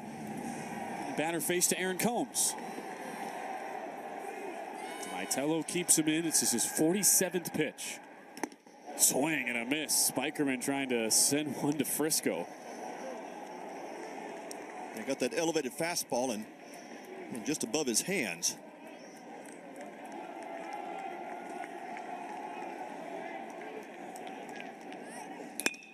Punches it to the left side. Long run for Dreiling. Can't get there. It's off his glove. Oklahoma takes the lead on an RBI double by John Spikerman.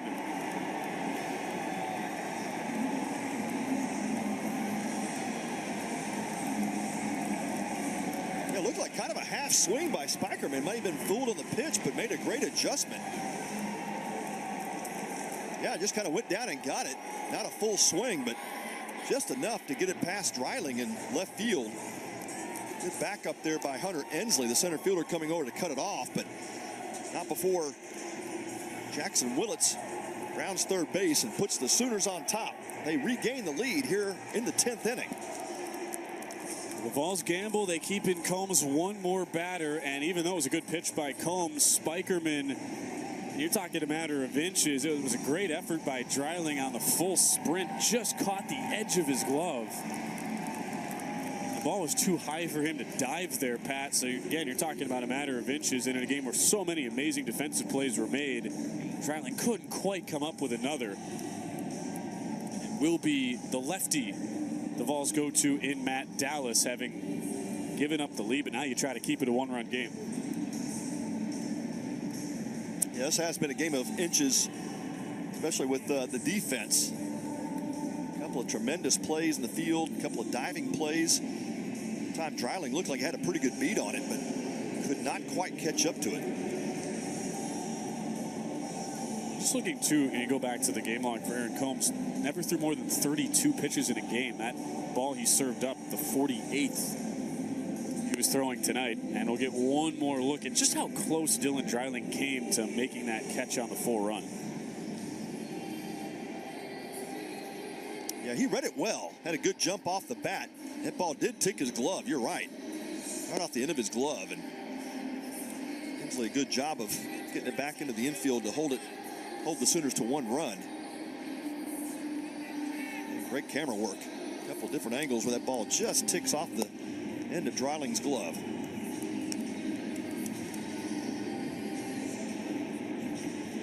And keep in mind, Tennessee has the 3, 4, and 5 hitters due up in the bottom of the 10th. So if you're the Vols, by no means is this game over, and it's now on to Matt Dallas, the 6'5", lanky lefty, viewed as a top 50 SEC draft prospect in 2025. Rave reviews from the coaching staff as Tony Vitello's on the walkie-talkie, and His job is simple. Keep this thing a one-run game. Give us some hope going into the bottom of the 10th. That's exactly right. And Tennessee will move the infield in, try to cut off anything from infield ground ball. But yeah, Matt Dallas, the lefty, sits low 90s. Pretty good extension with that fastball. And I feel like the velo is, there's still some more left in the tank there for him, but he is a strike thrower. Started the gold medal game for Team USA as an 18-year-old in 2023, but missed all of the fall. Matt Dallas called upon and trying to keep this Sooner lead to 1. Has to take on Bryce Madron, 0 for 4 today in the 2-hole, 1 for 8 to start his season. Swinging hard at the first pitch. He gets the lefty-lefty matchup. After that, it will be a couple of righties in the order.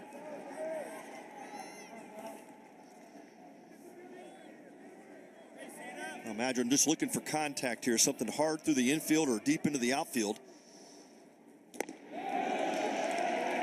Slider low and outside. He does have swing and miss stuff. I know high school numbers sometimes not a great indication since you tend to just overmatch guys, but 102 strikeouts in 52 and a third innings.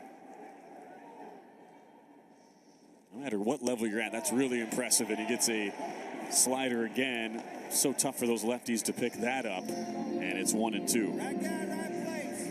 Yeah, if you're Bryce Madron now, you don't want to be early on a breaking ball. Fight the fastball off, but you don't want to be early. With the infield in.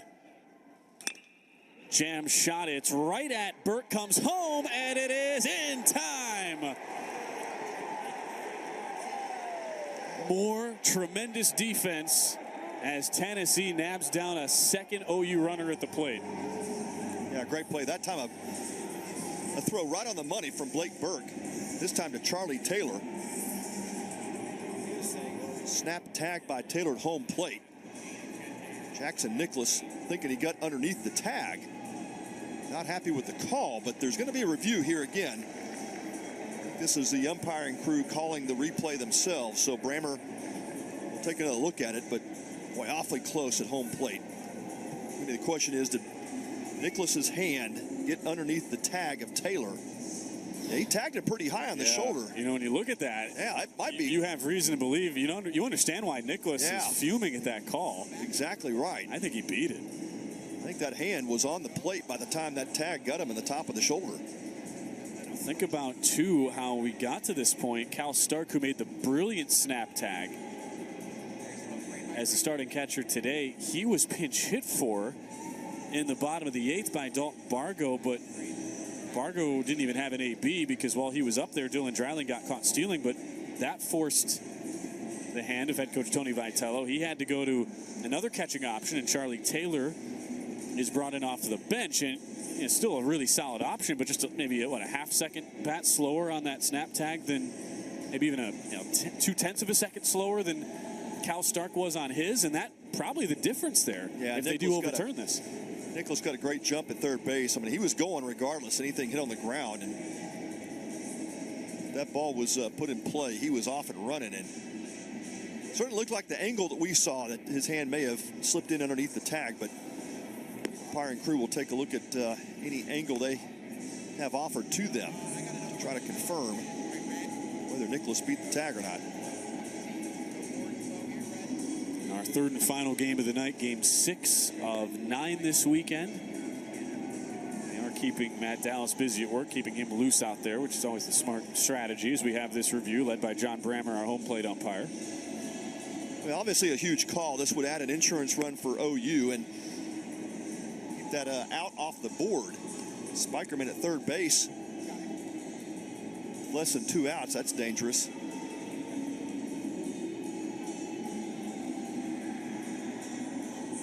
This play is not overturned. Madron is at first on a fielder's choice. So the Sooners will have runners at first and third with 2 outs. Umpires come out. And they are upholding the call. They say it stands. And once again, I'm wrong. Pat thought he got the hand in, but big sigh of relief there for Tony Vitello. Here's one last look. Is this definitive enough to say he got the hand in first? Yeah, it's and I think that's where the officials are going to. Even you're trying to piece together angles there. Right. Another great play by the Tennessee defense. So it does go down as the 3-2 put out on a fielder's choice. Nicholas out, Spikerman at third. Madron at first, and after facing one batter on the lefty-lefty matchup, we are going back to the bullpen. So Matt Dallas does his job. Here's one last look. Yeah, that angle looks like his hand gets in there. Yeah, if you piece it together, it's one of those things too. Again, you need the clear, obvious evidence, but if you're just asking the officials, if we were to do this, Pat, where we said, all right, set aside the call in the field, just watch it, and what do you think? I mean, aren't you saying that's safe every time? Yeah, that's, and I think the overhead angle maybe showed us a little bit something different, but yeah, I think at the bottom line is it has to be, evidence has to show you that they can overturn him. And didn't there. It will be Derek Schaefer now on, so the freshman Matt Dallas does his job, gets the out lefty-lefty, and now Schaefer comes in trying to preserve a 2-1 deficit when we come back.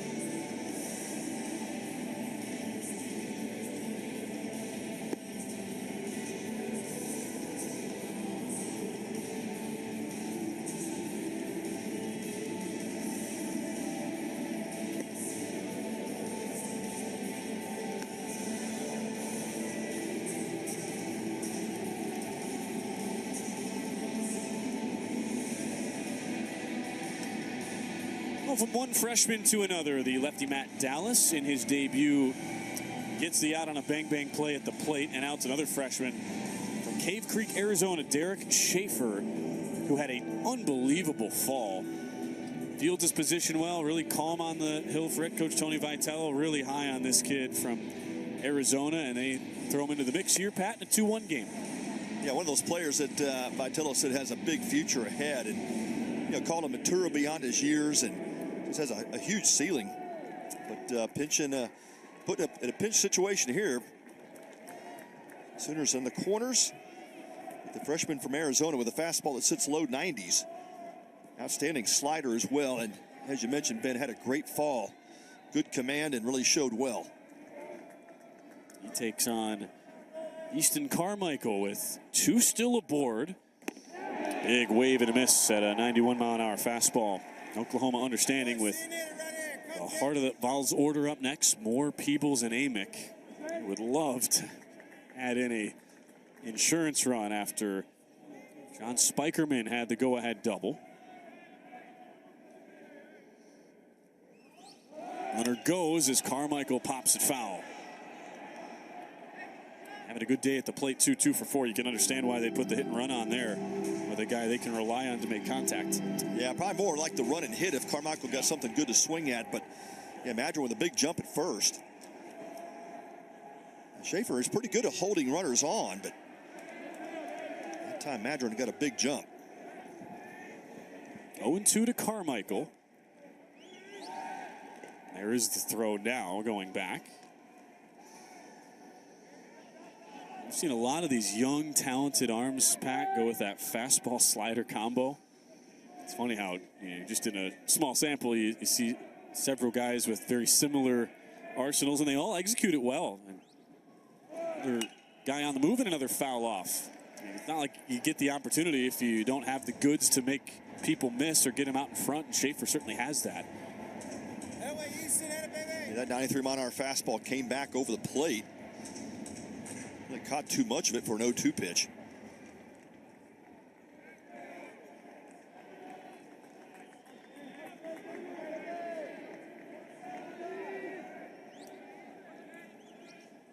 Again, on the move, it's a little jam shot that falls. Carmichael comes up big with Madron on the move. The throw cut off, but Carmichael with a hard turn gets into second, and Spikerman scores to make it 3-1. That's just a great piece of hitting there by Carmichael, and got 0-2 pitch, didn't quite get off the plate where Schaefer wanted it. That ball ended up down the middle. That nice short swing by Carmichael. Well, that's kind of a lost art these days. Shorten that swing up with 2 strikes, just put the ball in play, and that's exactly what Easton Carmichael does. Picks up a huge RBI. Gives the Sooners an extra run of cushion here as they're still batting in the top of the 10th. See what it means to Easton Carmichael. 3 hits tonight. Now a rocket foul off the bat of Michael Snyder. Actually, it's not Snyder. He was, remember, replaced by Jason Walk, the pinch runner, and then taken out for Isaiah Lane, another freshman who brings some good athleticism to the middle infield. And they can play him at third as well. So Lane came in for defense, and now he's in as the pinch. Not the pinch hitter, but in for his first at-bat of his OU career. Takes a slider low and outside. So a couple freshmen dueling right now.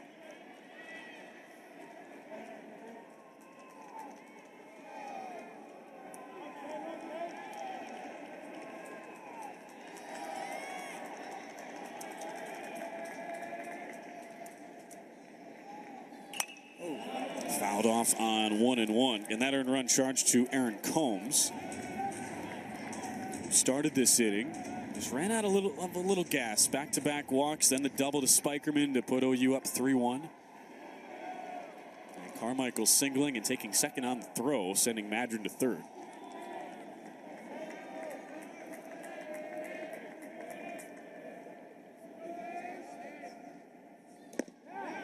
Joss misses outside on a fastball. Yeah, hit Taylor's target, but Taylor was set up a couple of inches off the plate.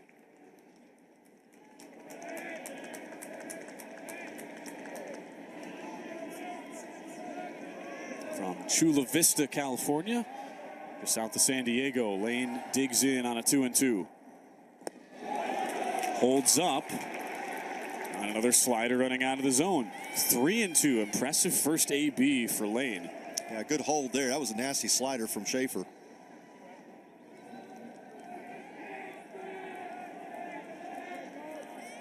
How good Tennessee's lineup, too. You don't even feel comfortable. I know it's a 3-1 game, but even 2 runs in the 10th, you'd like to get greedy here if you're Skip Johnson in Oklahoma. And his freshman draws a walk. Look at how fired up Lane is. As that time a curveball misses low, down and out of the zone. And we have the bases juiced for Rocco Garza-Gongora, who had the first RBI knock of the night back in the 4th. Yeah, big moment for Garza-Gongora to try to widen this lead. Gosh, another run here would feel like 3 or 4 runs. He lays off another curve down in the dirt. You appreciate that Schaefer has the confidence to go so heavy on the off speed right now, just hasn't quite gotten the location. Yeah, that's the thing that the Sooners have dialed in on. If you can't throw that pitch for a strike, they're just going to spit on it when they see spin. They just sit on dead red. There's a fastball in for a called strike. And what a change, too, from the Tennessee pitching staff. 1 walk, 17 strikeouts last night.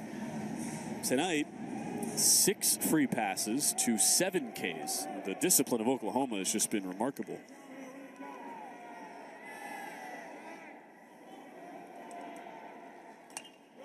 Fouled off on a fastball running in on the hands. And that's with, keep in mind, the Tennessee ace, Drew Beam, taking the bump tonight, who pitched 5 2/3 and was really effective. Yeah, he was outstanding and really set this team up for a win. But again, the pitching from Oklahoma has been just as good, and at this point better.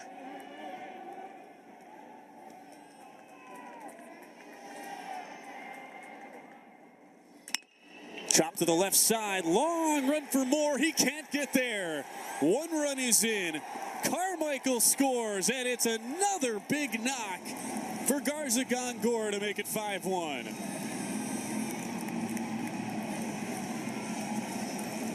Now, 3rd RBI of the game for Garza Gongora, and that has got to feel good for the Sooners. Especially as you mentioned, Ben, middle of that Tennessee lineup coming up, and that 2-run lead did not feel comfortable, and now Rocco adds 2 more. Great job of going with that pitch. Fastball away, just goes with it, finds the hole. Oklahoma still not done. Kendall Pettis at the plate, who has singled and walked today. Now visit out to the mound. Tough start here for Derek Schaefer in his collegiate career. A couple of base knocks, a walk. Pitching coach Frank Anderson comes out. Good news, though, it's just, if you're Tennessee, you're getting all these freshmen acclimated. A big moment to come in late in the game and sort of assume, based on the track record of a Frank Anderson developing pitchers, these guys will not look nearly the same once it comes May. And Tennessee is poised to make another deep run. That's at least the bright part of this, even though it's tough in the moment right now. Well, these guys have all pitched in big games. You talk about the USA appearances and some of the summer league appearances that they've made coming into the program, and they've been on big stages before. Of course, now you're a little bit bigger stage, and this is where you figure some things out, as both head coaches told us during the week. You can't really find out about your players until you get them in these key moments and see how they perform. Schaefer just trying to work through it right now as Pettis fouls it off. So that closes the book on Combs. 3 earned in an inning and 2 in the third innings with a hit, 3 walks, and 4 Ks. Since Dallas got the fielder's choice, he's not charged an earned run. The last earned run goes on Schaefer's ledger. He gets a called strike on the slider. 1-2 to Pettis. 9th man to hit in this 10th inning for Oklahoma. Well, Aaron Combs certainly pitched better than the stat line will show. The 2 walks this inning certainly hurt him, but he really flashed some great stuff tonight. Joss kept alive by Pettis. You see it so often, especially early season, Pat, the final stat line that does not whatsoever mirror the sort of stuff in the pitching for Combs. All 3, ultimately, of the inherited runners he gives up score.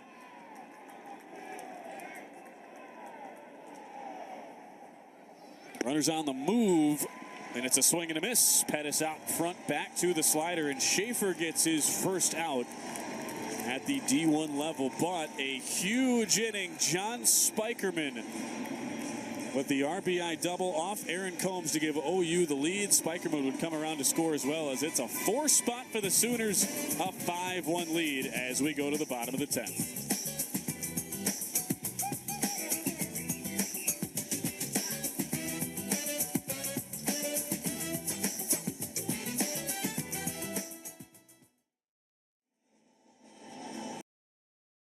Hyundai Sonata versus Nissan Altima.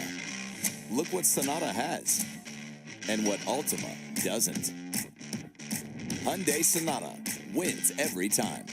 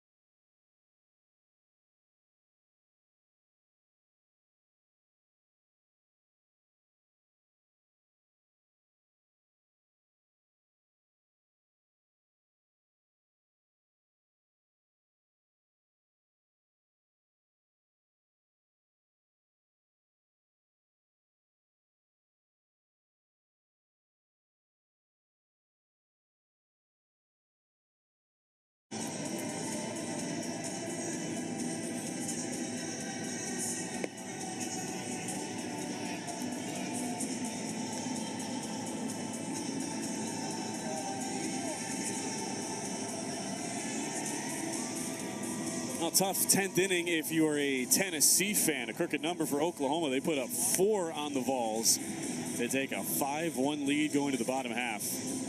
And even though it is the heart of the Tennessee order, such a big difference, Pat, between being down 1 and now down 4 as Ryan Lambert stays out there trying to get the win in relief.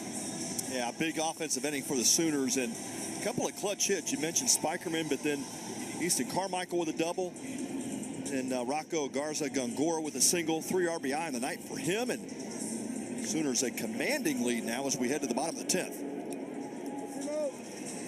Moore with a double and walk in 4 plate appearances tonight. As we reach midnight on the East Coast, thanks to everybody staying up late with us. Big thanks to our crew, too. These are long days, and you've got 3 games starting at 11 a.m. local time. It'll be even a half hour earlier tomorrow, so it's a wonderful job by everybody. With Don Cardona, our technical director, Lucas Haskins, our producer, everybody else behind the scenes. We've had a blast so far, and every game, this will continue the streak, Pat. Every game decided by 4 runs or less. Yeah, it's been a competitive tournament, and really it's what we expected coming in with these 6 teams. And it's Moore ropes it right back up the middle. A leadoff single for the Vols in the bottom of the 10th. Second hit tonight for Moore, and back-to-back games with multiple hits. Yeah, don't doubt that this Tennessee offense can't come alive either. It's a loaded offense. The pitching for OU has been outstanding tonight. Really just a scattering of hits for Tennessee, and Oklahoma pitching has done a great job of limiting the free passes.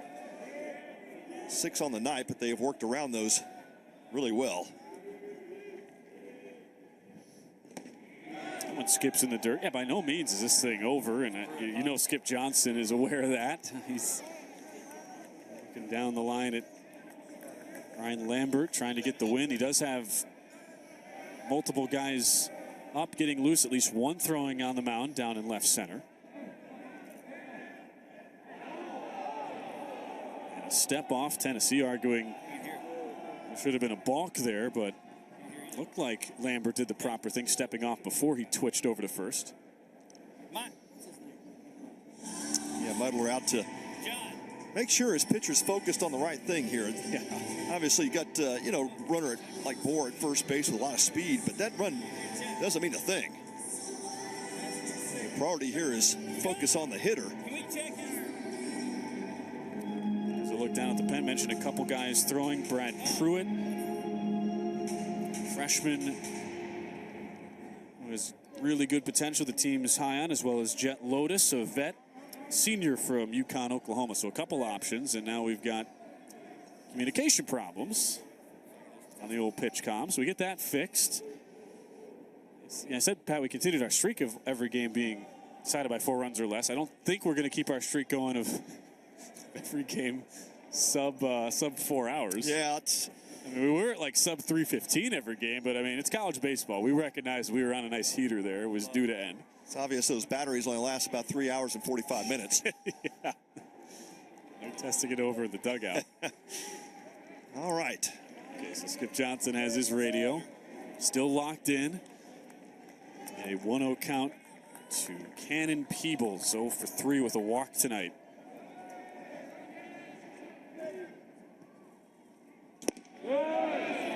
Ball taken just outside. A little slider. And Mudler, he's been back there all night. Tennessee's used a couple different catchers, but Mudler's been there for every pitch. His first start of the year.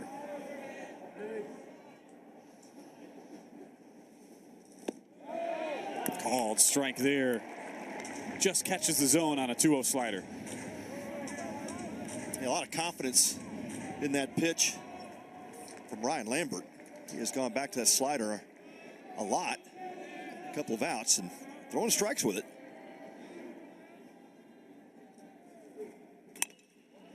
Fouls this one off, 2-2.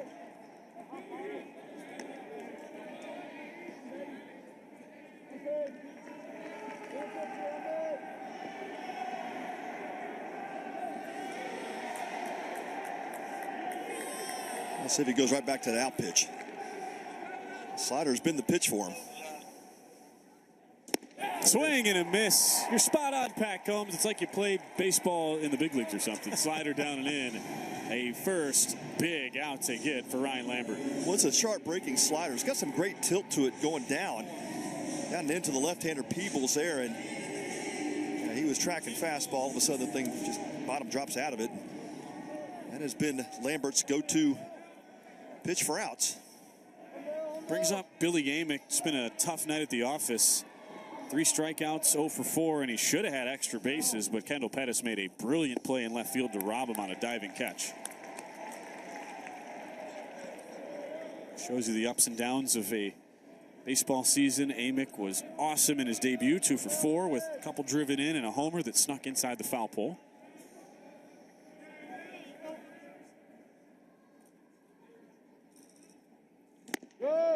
Dragged outside on the fastball, and it's 1-1 to Amick. Pretty remarkable how Billy Amick just went from seldom used reserve freshman, only got 19 ABs, and really out of nowhere you look up and he's one of the best middle infielders in the country last year for Clemson, hitting over 400. Yeah, it is so interesting in baseball how sometimes the light bulb just goes off. This could be 2 though. Snyder to Nicholas, not in time on the turn. And Amick just able to beat it out to extend the game. Lane, rather, I should say, who started that turn over at third. Good speed by Amick to hustle and keep the game going. Yeah, awfully close play at first base. It was a great turn at second base. And look at it here. Lane to Nicholas and the flip over. Just in time. Just beat it. Did Amick. You're right, so close. Good stretch as well over there by Garza Gongora. And Dylan Dreiling will at least get an AB. Guy who has the 2 hardest hit balls all weekend. A homer and a double, each at over 110 miles an hour off the bat. He takes a called strike. And the luxury of having that 4-run lead now, you go after Dreiling. You probably pitch him a little bit different if the Sooners don't score those extra 2 runs last inning. Takes one up and in, 1-1. OU fans thought that should have been a strike. You're so right. I mean, imagine 2-1, the sort of drama we'd have right now if it was even just a 2 or 3-1 game. Yeah, it's a different situation now, especially with the right-hander Lambert facing Dreiling. Now you can go after him.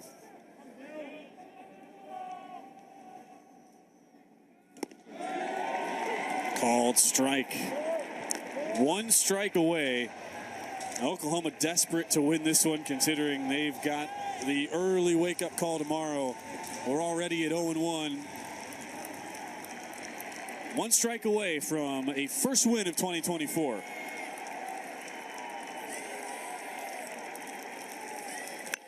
Chopper to the left side, fielded by Lane. A strong throw, and that does it. Oklahoma wins the marathon as they use a 4-run 10th inning to bounce back from a bitter defeat last night and take down top 10 Tennessee 5-1 in extras. Yeah, outstanding game all the way around for the Oklahoma Sooners. They do it with pitching and defense, and then the offense comes on late here in the 10th inning. An outstanding day for that pitching staff from OU. Brendan Girton started it today. 4 innings, 3 hits, only the 1 run. And Kyson Witherspoon and Ryan Lambert come in to slam the door against this powerful Tennessee lineup. And the Sooners take the nightcap and even their record at 1-1 in the Shriners showdown.